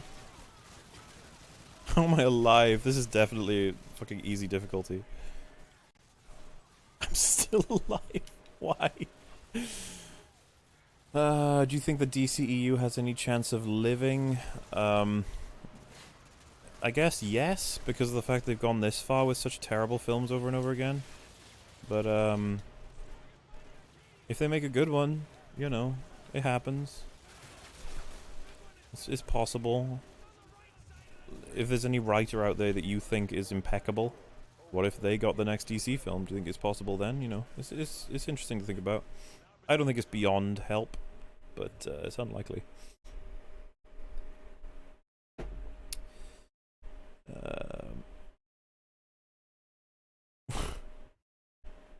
Batman vs Superman or The Last Jedi?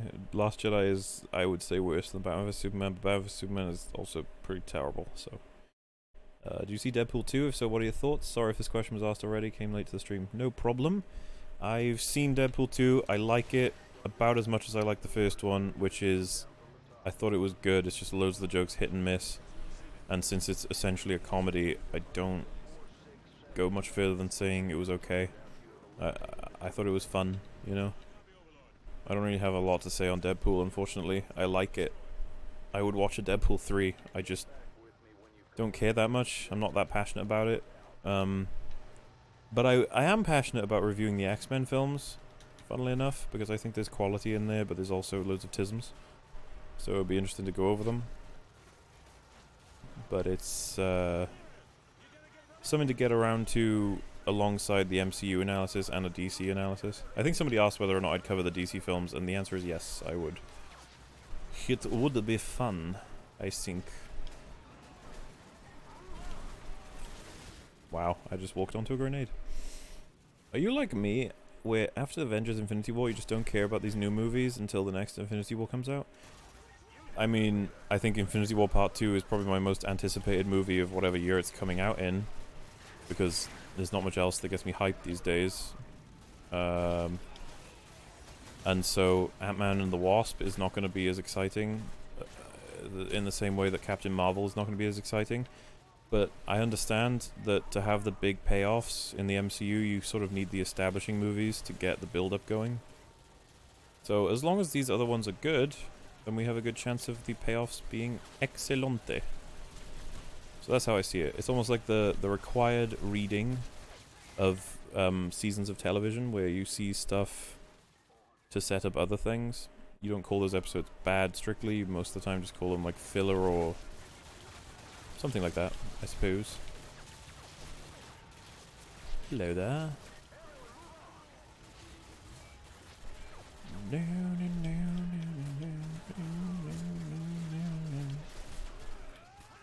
Ah, he's trying to attack me with melee moves. We can't have that. I'd like to stay alive this time for a little longer, if that's possible, game.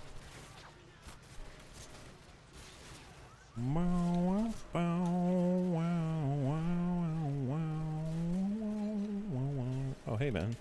What are you doing in here? Were you guys watching TV? Can't do that.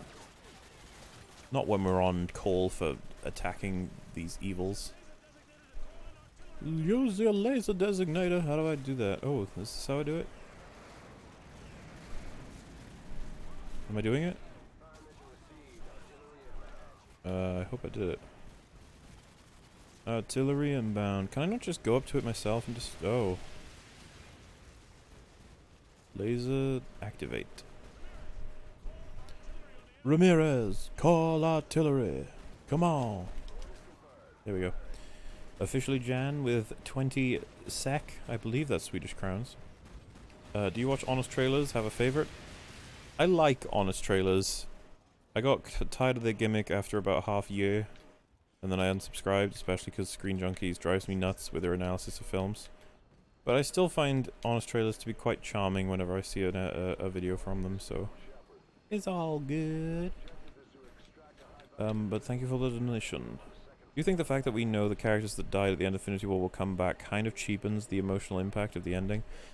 So, this is interesting as a topic to discuss. There are two different things to appreciate. One is how it affects you, and two is how it's clearly affected a character that's involved. Now, my reference for this, and I'm sure that the guy who covers Buffy would probably agree with me on this, there is a character in Season 2 of Buffy that dies that most people don't actually give a shit about. The reason you care is because one of the main characters that you absolutely will care about was in love with this character.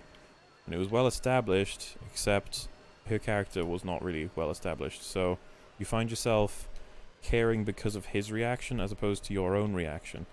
And so you'd be like, what's the value of that exactly? And you'd be like, well, that's the thing. Does it have to matter to you? Or can it be that it matters so much to a character that you do care about thanks to the writing that it actually matters to you by proxy? It's a very strange assessment, but I think it's important because it does kind of matter. So the reason I say this is the end of Infinity War. I could probably say that as a guarantee that Spider-Man's going to come back. But the fact that for a moment there he's gone, and as far as Iron Man knows, he's gone forever, I think that hits me harder. The fact that he has to deal with that idea without knowing that it's reversible, which is probably something that we know. Then I think that works. As odd as that might sound. I agree. Shut up, Fortier. I actually just referenced Buffy, by the way. Oh man. Well, I was talking about the fact that you remember in season 2, I'm trying to remain spoiler free here, but I'll just say calendar. A certain character is murderized, and you don't really know the person that well, but you know the person very well who cares about the person.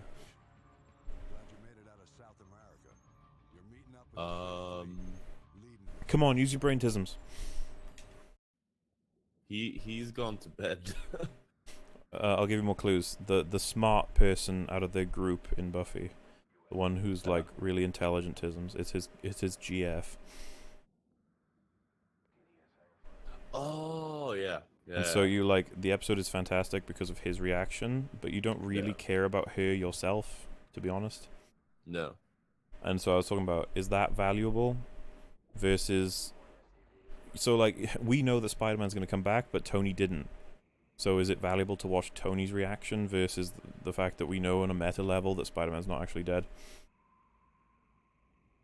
Another example would be that Nick Fury is baited as dead in Winter Soldier, and everyone reacts to his death quite somberly, and he's alive by the end of the film. So is that scene now useless on rewatching, or is it important because these characters do genuinely believe he's dead? Of course not. Interesting topic is my assessment. Yeah.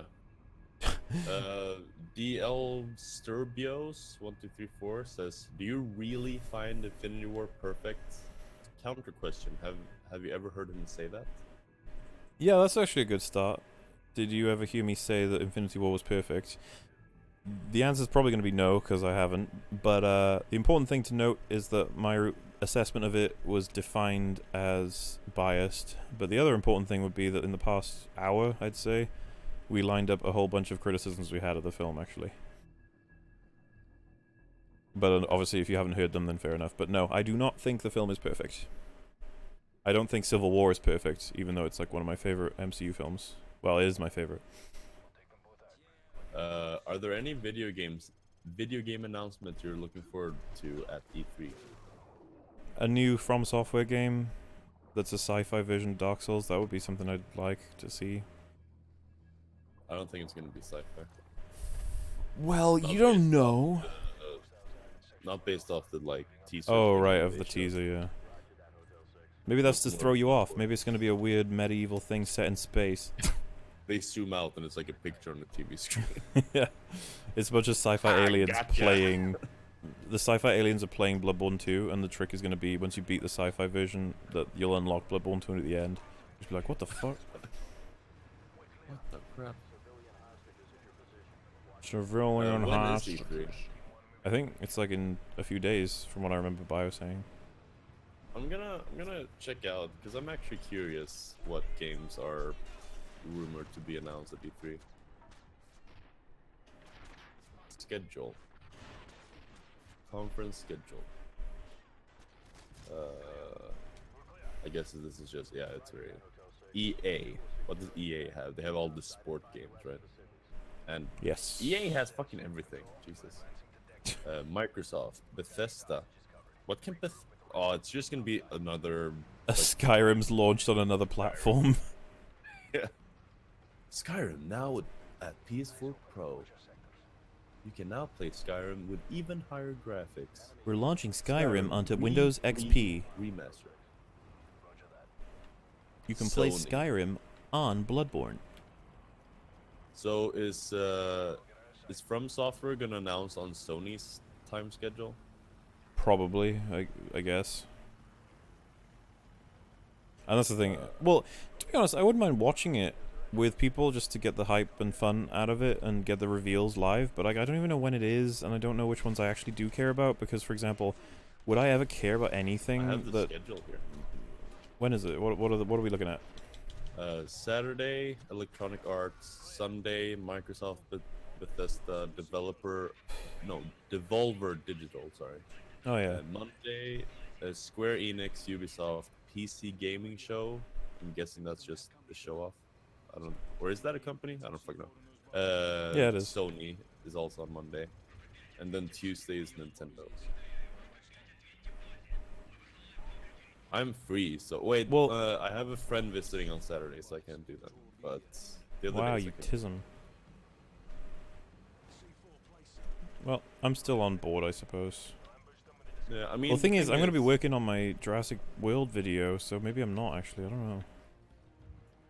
I was more thinking because we might end up being in a call anyway, so we might as well just have it on in the background to be like. Well, oh, if you had a look, they're friend actually over, discussing why would something we be in a weird. call? That's on Saturday. But Sunday, Monday, Tuesday. What are we missing on Saturday if we don't watch it Saturday? Electronic Arts. Is that it? Yep. Oh, well, yeah, I don't really care. I'll just get the summary. Yep.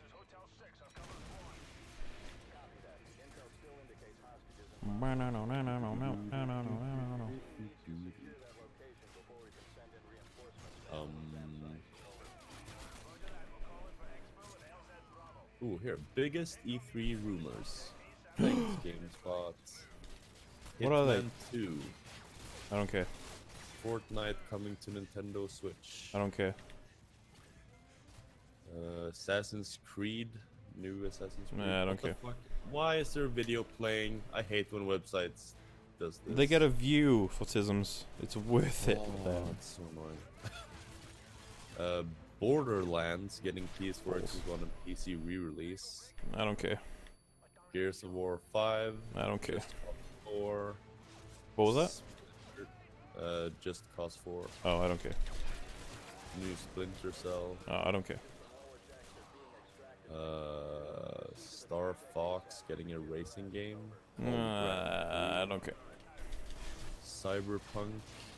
Oh, yes, I do care about that.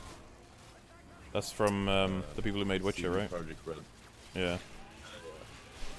Oh yeah, I remember that one. I think I've seen. Haven't they released a trailer of that? If you don't have a sad Jurassic Park reference in that review, Beelzy, I will shank you. I can't use it because you're like one of 3 people who will understand that joke. Even some of the people in our close tisms would be confused. I can't just go around using references that are that vague. Don't you agree, Footisms? Yes. See? Apparently, N64 Classic Edition will be announced. Some sort of Oh yeah, I don't care about that. retro gaming console.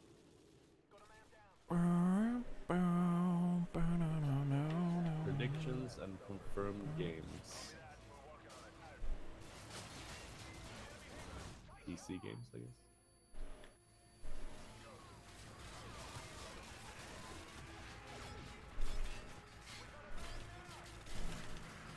Ow. Grenada, no. Anthem. Wasn't that one? Oh, Anthem's in trouble because of EA already. Like people are turning on EA, so that to the point where they like don't trust that Anthem's gonna come out in a way that's genuine. It's just gonna be a money pit. No. So yeah, people are worried about that one.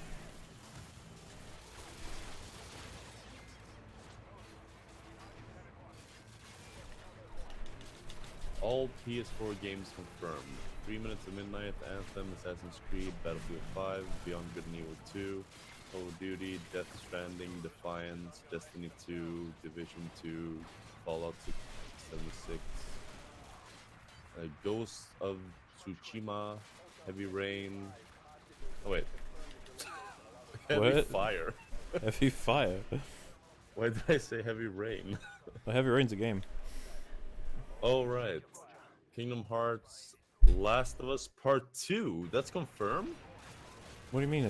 There's literally a trailer out that you've seen. Yeah, but that's been out since fucking last E3. Well, they're probably gonna have another trailer. That's actually funny to think about, that we've had a whole year and nothing else has happened. Yeah, I mean that's. So I get maybe they will just show the trailer again with some extended footage. Or I imagine they'll have a gameplay trailer if it's been a year since the announcement, but who knows? I hope so. It's gonna be really hard to top the first one. It, I disagree. I mean, it had a story that was like, I mean, yeah, whatever. It's a discussion for another day. Spider-Man, hasn't that also been like announced for ages? The Spider-Man game? Yeah, I really haven't followed it. I'm not sure. I think there've been gameplay trailers and everything of that. Shadow of the Tomb Raider. Tomb Brain. We must find the Tomb Brain. It's like a bunch of zombies. Strange Brigade, Transference, V-Rally for Warhammer Martyr. And I guess PC is pretty much the same. Arena of Valor, Battlefield 5, Black Ops 4. They keep calling me Hotel 6. I'm not a hotel. I'm not that fat, am I? Out of all the games you've played, which was the most disappointing? The most disappointing experiences I remember in terms of what I was hoping for and then what I got would be DS2, Force Unleashed 2, Bioshock Infinite. There's a few where I'd be like, oh sweet, I can't wait to get something, and then it's not something, in fact it's the opposite of something, and I'm like, oh man. Oh man. That's a rude tism. Oh man. We did it, Footism. We saved the oil rig from all of the terrorisms. Sergeant Gary Roach Sanderson. What company would benefit from a huge 180? Like if Marvel was like, we led no one is coming back from the end of Infinity War Part 1, lol. I think that would be pretty epic if they actually had no one come back. But to be honest, I'd be a little bit upset because I want to see more from Tom Holland's Spider-Man. I want to see more Doctor Strange. I don't care about Black Panther because he's just fucking shit. But maybe if they got him a good film, that could be cool. And then Falcon and Bucky, it's like, yeah, I don't really care. But I think it'd be cool. I'm not sure about what else I would like to see it with, but maybe the DCEU, like instead of being shit, they decided to be good. That would be a cool 180. Do you think Disney has learned their lesson from the disappointing Solo? No. I think it's going to take a tanking episode 9 for them to actually redo Schnizzle. What's your biggest problem with Bioshock Infinite? Extremely boring gameplay. I can't believe how much they made the guns so fucking balls in that game. And how unbalanced the vigors are to the point where there's like only 2 you should really use. And then the story makes absolutely no fucking sense. When's the Umbrella Rage for Human become Detroit? Or become Human Detroit. I really don't care about Become Human, so it's probably not gonna happen. Did you think Bioshock Infinite was absolutely terrible, or was it bad, but with great shit in it? I'm afraid I thought it was absolutely terrible. There's not much I like about Bioshock Infinite, aside from its connections to the older games. And the funny thing is, most people say that the DLC saved it. I think the DLC is probably one of the worst parts of all of it. And this comes from someone who adores Bioshock 1. I've had many arguments about it with a lot of people, and I'm going to make a video on it one day. But my god, did that fucking film piss me off. I mean game. Has there been any update on whether or not Ryan gets to keep the next trilogy? Oh. No, but... I know it was up for debate for a while. There was like rumors going around that they might be taking it away from him. Well, there's a lot of people who've said a lot of things, but I don't think anything official's come out yet, as far as I know. Well, mostly rumors. Yeah. I really hope they do. Well, it's funny because some people are like, there's no way he's getting a trilogy after what he's done. And then some people are like, yeah, he'll get a trilogy again because Disney think that he's good. And it's like... Some people seem to love it. I don't get it.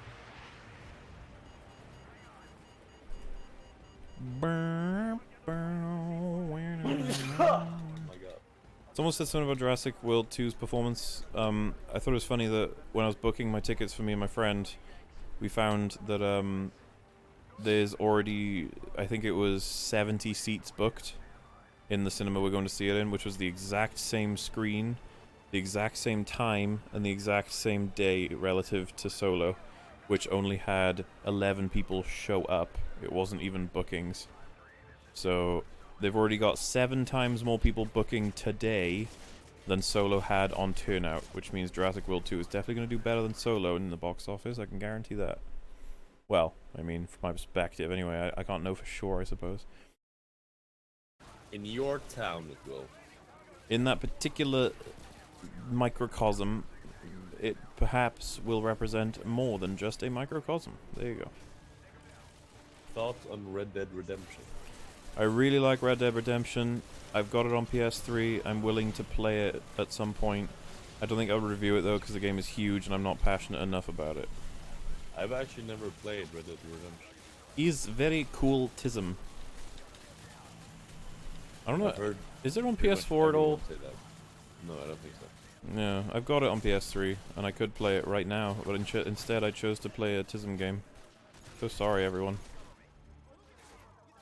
Is everyone now pissed at me in the chat for playing tism games? Yes. Oh, I'm so sorry, tisms.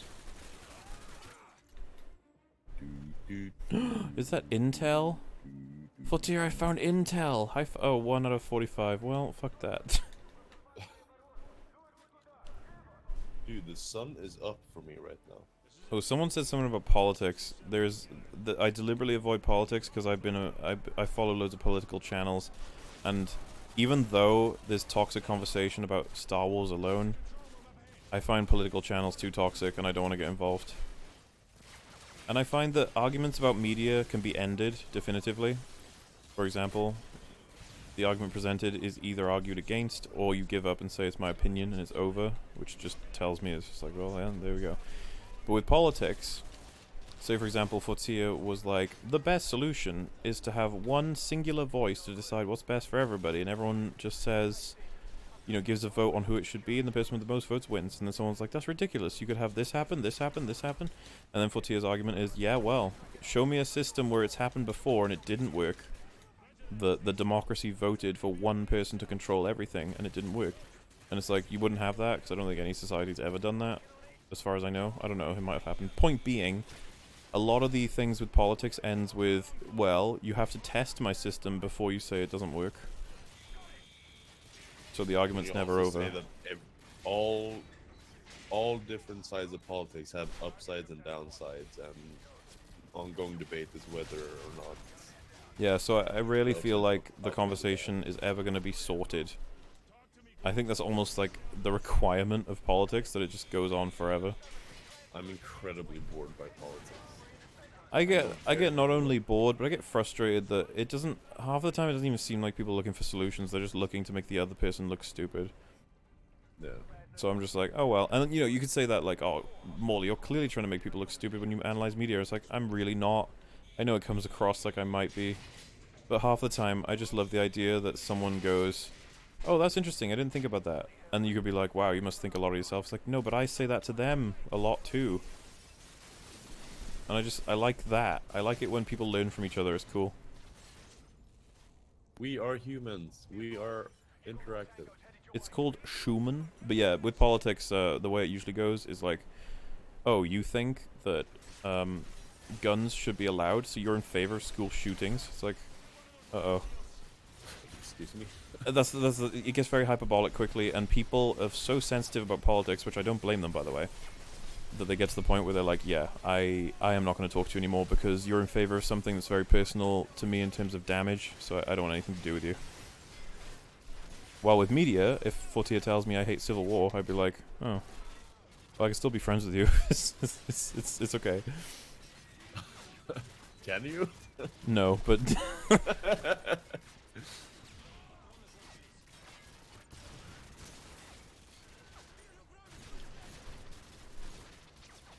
yeah, I just feel like conversations about media tend to be a little bit calmer. And I way prefer talking about it because I feel like there's a solution that can be reached, while with politics it always just seems so toxic. Is there even a political channel on YouTube that isn't one that is hated by a selection of people? And I say that as someone who is hated by a strong selection of people, even though I don't talk about politics, so I'm pretty sure it's impossible. You obviously haven't met... It's like this guy on YouTube talks about politics all the time in the most blandest way. He's like, President Trump tweeted out this today. I find this tweet to be offensive in certain ways and non-offensive in other ways. Thank you for watching. And Please subscribe. also a little funny, but also not funny. You know what? I'm actually heavily offended whilst simultaneously being entertained. So, whatever perspective I haven't covered, please let me know in the comment section. Some guy's like, I don't feel anything for it, and he's like, oh, neither do I. I'm entertained and offended. I'm Enterfended. Offentained. Oh, schnizzle, I got my eye goggles on. I can see in the darkness where others cannot. Well, this looks pretty stylish. Oh no, I've been tismed. Blorg, blorg, blorg. Politisms, spent lizards said it. What? You said politisms? Yeah. Well, I can't disagree with that. That's a pretty strong statement. Malik asks, Mauler, did you get Dark Souls Remastered? No. I'm not Only idiots as would get that, stupid right? as Fortier. The only reason I would get it is out of curiosity. And that is why Fortier got it, I'm pretty sure. Yeah. I did get. It's complicated because I don't know how I would justify it because it's such a waste of money, but then I've wasted money on stuff before. For example, the first game that I properly played on mobile when I got a smartphone was Simpsons Tapped Out, and that game sucks your money if you allow it to, because I was a Simpsons fan. And I played a lot of it, and then at one point I realized, Jesus fucking Christ, I just spent £100 on this game, and all it is cosmetic bullshit, and I immediately deleted it when I realized I was being, like, completely manipulated, brain-wise. So... I used to play that game a lot too, but I never wasted any cash on it. Yeah, I'm retarded, though. It was my lesson. Yeah, but it was I genuinely... wasted cash on the Star Wars game, though. Oh. Well, Very much. I guess you're more invested. I was super invested in Simpsons, and I really wanted certain items, because I love Simpsons.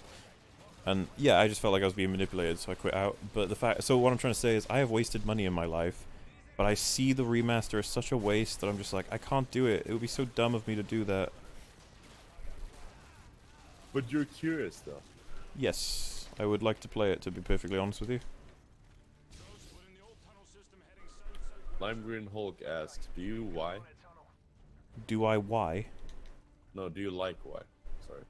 Oh, he removed it. What? Do I like why? The letter? Yeah, he removed the comment, so obviously he doesn't. Oh. So what other questions are there? What is this tism thing? Is that someone's question? Yeah. They have to rewatch the stream to get the explanation of Tism. Yeah, it's too long. We can't go around explaining Tism constantly against the Tisms. DS Remaster is a cash grab, plain and simple. I don't disagree with that. I shot Captain Faggot millions of times just then. What kind of name is soap? Oh, I don't really have any feelings about JavaScript. Does No Man's Sky qualify as a game?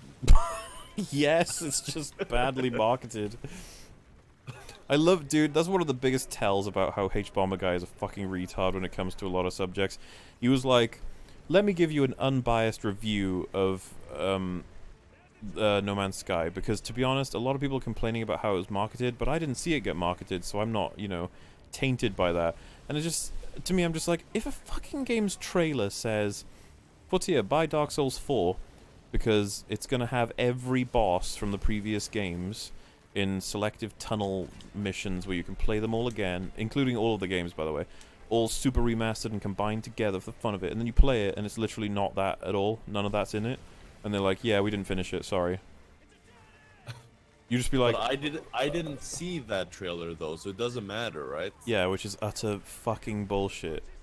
It doesn't matter that they lied in their trailer content, because I didn't see that content, so Like, it's okay. It's not like I watch all the trailers before judging anything. I don't always do that shit. However, that's a very special case where they've blatantly lied. For example, Infinity War has a couple of scenes in its trailer that aren't in the film, but none of it's false advertising. It's just like a shot where two people are looking at a thing, and you're like, that was the film. Fucking stole my money. To see where Hulk runs down with the other people. This film promised me Hulk and it was only in it for like 1 second. Morm! Ryan with the Fiverr. Main trailer for Star Wars game Knights of the Fallen Empire. Have you seen it? I find it amazing. I have not, I'm afraid. But I am interested in all Star Wars tisms because of how much people have been, you know, interested in my perspective on Star Wars. It's just that I lost my interest in Star Wars a couple of years ago, and then Force Awakens, I was like, that's neat. I'm not really into it. And then Last Jedi happened, and I was like, Jesus Christ, why am I so angry? And I realized it's because I still like Star Wars. And so there's a couple of things I missed out on. I've still played a lot of Star Wars and still watched a lot of Star Wars, but there's a bunch of things I need to pick up on to really, well, get into the things I've missed, I suppose.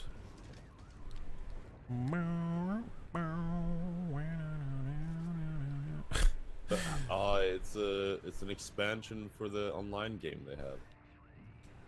What is? Oh, for. Oh, okay.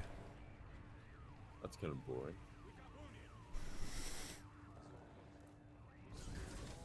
Oh, I see that question from Spent Lizard.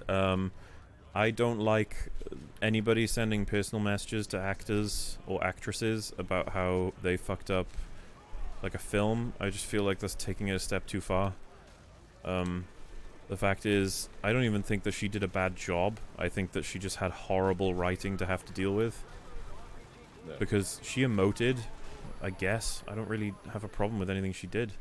And so the question becomes, what if you did have a problem with the way she did something? If she ruined a character, is it okay to fucking call her out then? And I guess the question evolves into, when does criticism... Yeah, that's usually what people will say as a conclusion. For example, does that mean I can't criticize anyone on YouTube because that's a personal person behind the whole thing? So it's kind of like the same deal, right? And it's like, well, the problem is frequency as well. So if I have one person saying, Muller, I hate your video on blah blah blah because blah blah blah, I'd be like, I can talk to that guy. But if I have 100 million people saying it to me, I'm just gonna fucking buckle. Because what else can I do? It feels like it would be impossible to explain to that many people. So it's a very complicated issue. Personally, I'm not going to be sending any actor, director, producer, or fucking anything to do with films or games messages on Twitter, because I just feel like it doesn't add to anything, doesn't accomplish anything. And what I do with YouTubers when I criticize them is offer them for a debate. I don't send Joseph Anderson a message personally saying, I fucking hate you. I do criticize his content though, so I don't think I'd go as far as saying it's wrong to send a tweet towards Ryan Johnson saying I think that your work on The Last Jedi was terrible and that you've helped tank what one of my favorite series is. I think that's within reason. But the complicated part is like, I guess it's just what Fortier said, it's intention. Do you intend to upset him, in which case you probably shouldn't? Or do you intend to share how you feel about something that he's created out of how he feels for it, you know? Isn't that fair game? It's very complicated. But the real question is, do you like tea? I do like it, but without sugar it tastes kind of bland to me, and so I try to just not drink it at all, because instead of drinking sugar with tea, I just drink nothing instead. Water is actually something I'd favor over tea without sugar. I've not fallen in love, but I've gotten really fond of carbonated water lately. It just so feels like I'm fizzy drinking water. soda, but Yeah, I see what you mean. I only like it if healthy it's soda, I'm like, if it's flavored. It feels weird to me to have fizzy water with no flavor. I have the ones that have like, you know, the aftertaste where you exhale and you get like a hint of lemon. But Well, it I was gonna doesn't say, actually taste lemon. I buy Volvic Touch of Fruit Sugar Free, which is essentially water that's fizzy with an apple touch to it or strawberry. Does it taste that way though? Yes. Because when I drink my stuff, it doesn't taste. It just tastes like fizzy water. But then when I exhale, I get like a lemon. Or That sounds pretty gay, dude. apple. Someone's putting things down your it's throat and really you're just weird. accepting it. I have no idea how it works. Why can't... scary. why couldn't I... Knife! Kill the tism. God, I'm so good at this game. I'm just so good. Yo. There's a highlight on my highlights reel where one of my friends is recommending that I don't jump and shoot on CS:GO, and like I jump around a corner and spam shooting with a P90 and kill 2 people, and he's just like, "Oh, fuck off." I was just like, meh. Tortilla has no idea how adding fruit to water works. Yeah, Adding man. food to water? Fruit. Fucking. What did you say that's wrong? I don't know. Exhale. Stop exhaling. It's rude. I mean, it is weird that you'd have an aftertaste of lemon and not a frontal taste of lemon, but I suppose it's possible. I don't really know. I'm not really sure how it works. But you can testify that that is definitely what happens, right? York. No, I don't trust you. You're tisming. Oh man.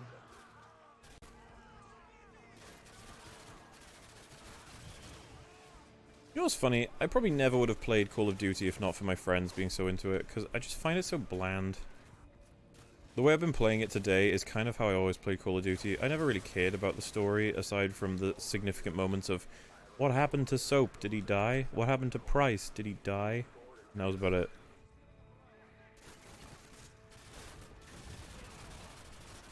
Other than that, it's just brown, grey, dark colors, and shooting enemies. That's kind of my interaction. Sure.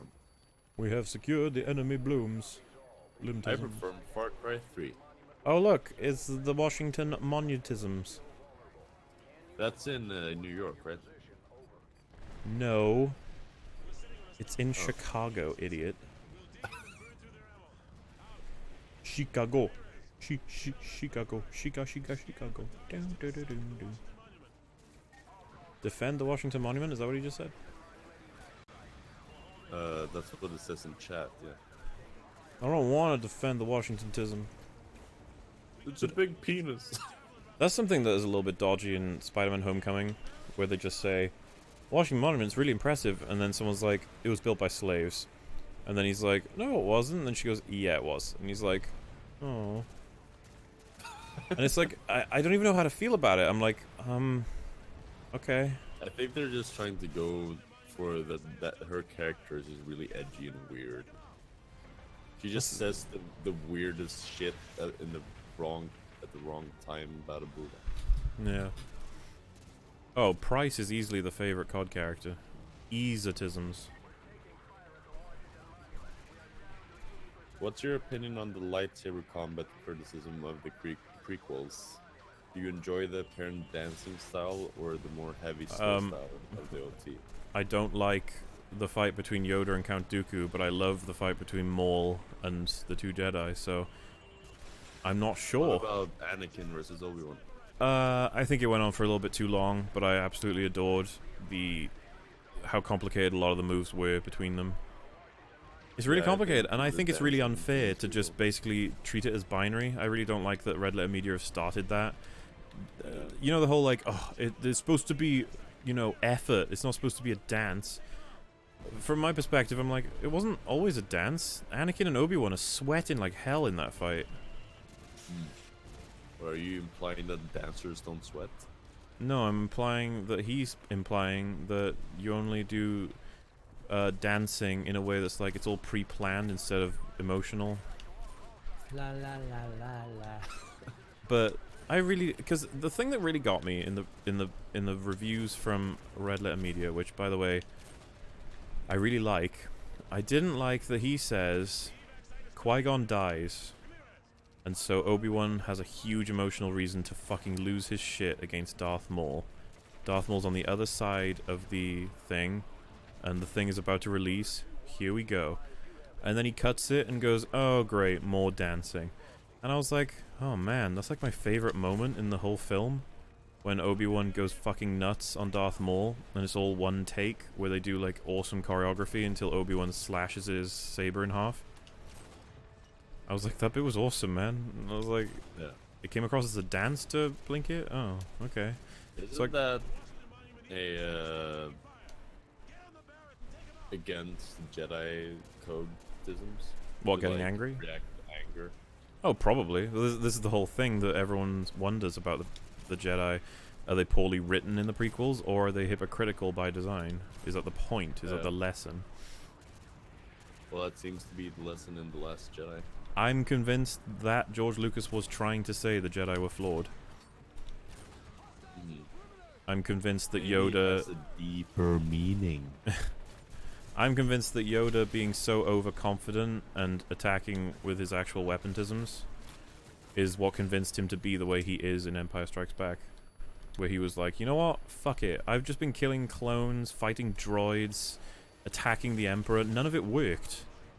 I'd rather just think about what the wise decisions are, and that's he becomes a recluse. And he's also kind of insane, I guess. Like, I hate everything said that that's a giant contradiction. Well, to me, I'm like, I don't know. I think the prequels explain that's why the way he is. So it's interesting to think about, I suppose.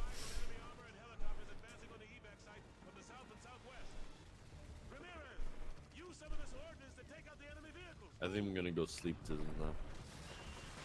Well, what about any additional questions before... Let me finish this map and then I'll quit stream. How about that? That's rude, you can't shout at me. Mom, can I shout at him? Ramirez, kill all of the remaining helitisms. And then the mission's over, okay, Fortier? I just gotta kill helitisms. Easy peasy lemon squeezy. Easy peasy touch my tism. Hunter 2-1, we brought the evac site, valuable time, well done, get your ass to the roof. Oh, okay, easy. We need to come up with like a children's thingy with the name Tism in it. A children's tism? What do you call them? Like,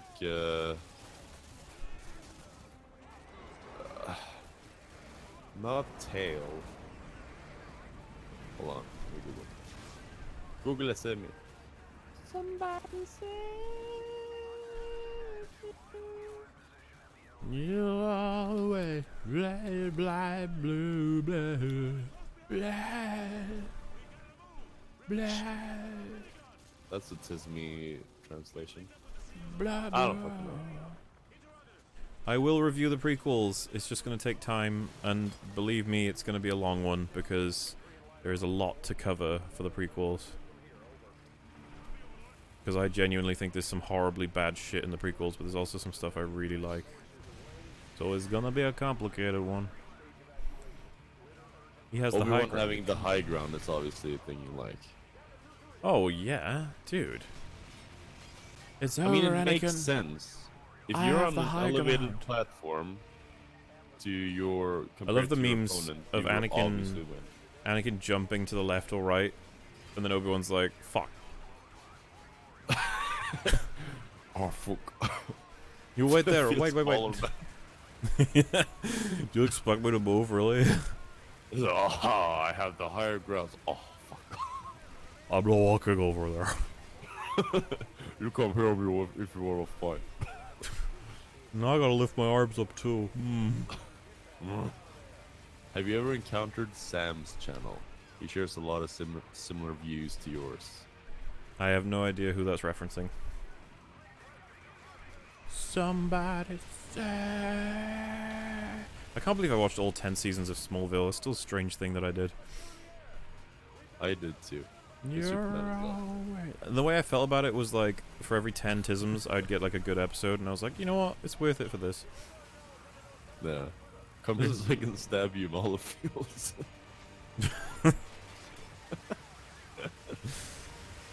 Come here. Mayday, mayday, this is Dagger 2-1. We're going down at Grid Square Papa Bravo 2. I don't know what that means. Tism. Papa Bravo 2. PB2? Peanut butter 2? Yep. Peanut butter yellow time. Small tisms. I think this place gets nuked if I remember. You can't nuke a place. That's We like are- dangerous. We are fighting outside of the White House. Outside of the law. Oh, that guy got murderized. Oh fuck. I can't What? believe you've done that. Why are there so many enemy tisms? Like, seriously? Oh, I'm out of ammo. Thoughts on Breaking Bad? Probably the highest rated show in terms of objectivity that I would suggest. A couple of things I don't like in the plot, but I adore the character arc of Walter White. And I That's the absolutely... main character. I love Jesse and his relationship to him. I love Hank. I just wish that they did more with the characters and introduce more characters in general in that series-tism, but it's very high regarded to me. There you go, I did my mission. Alright, Fortier, finish up. Is there anything left?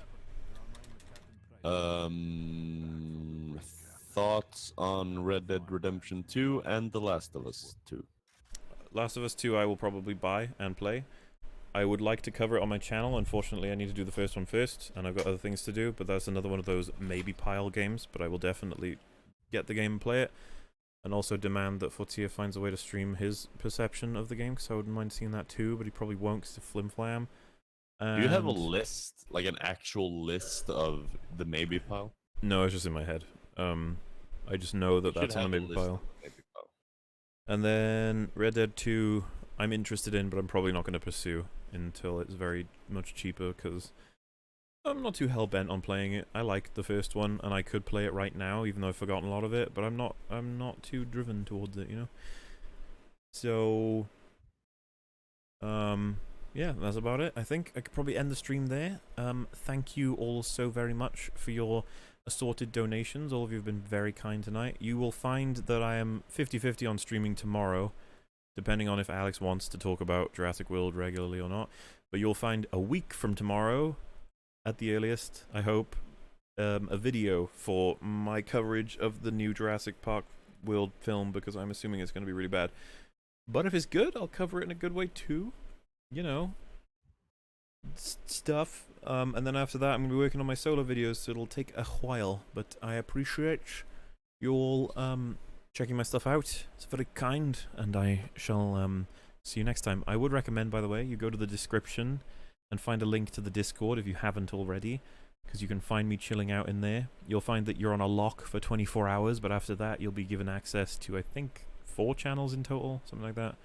But until that time, you can only view them, because we got to have the spam coverage. But yes, in the description. And well, that's goodbye. Do you want to say goodbye to them, Fortier? Tism. There you go. Toodles.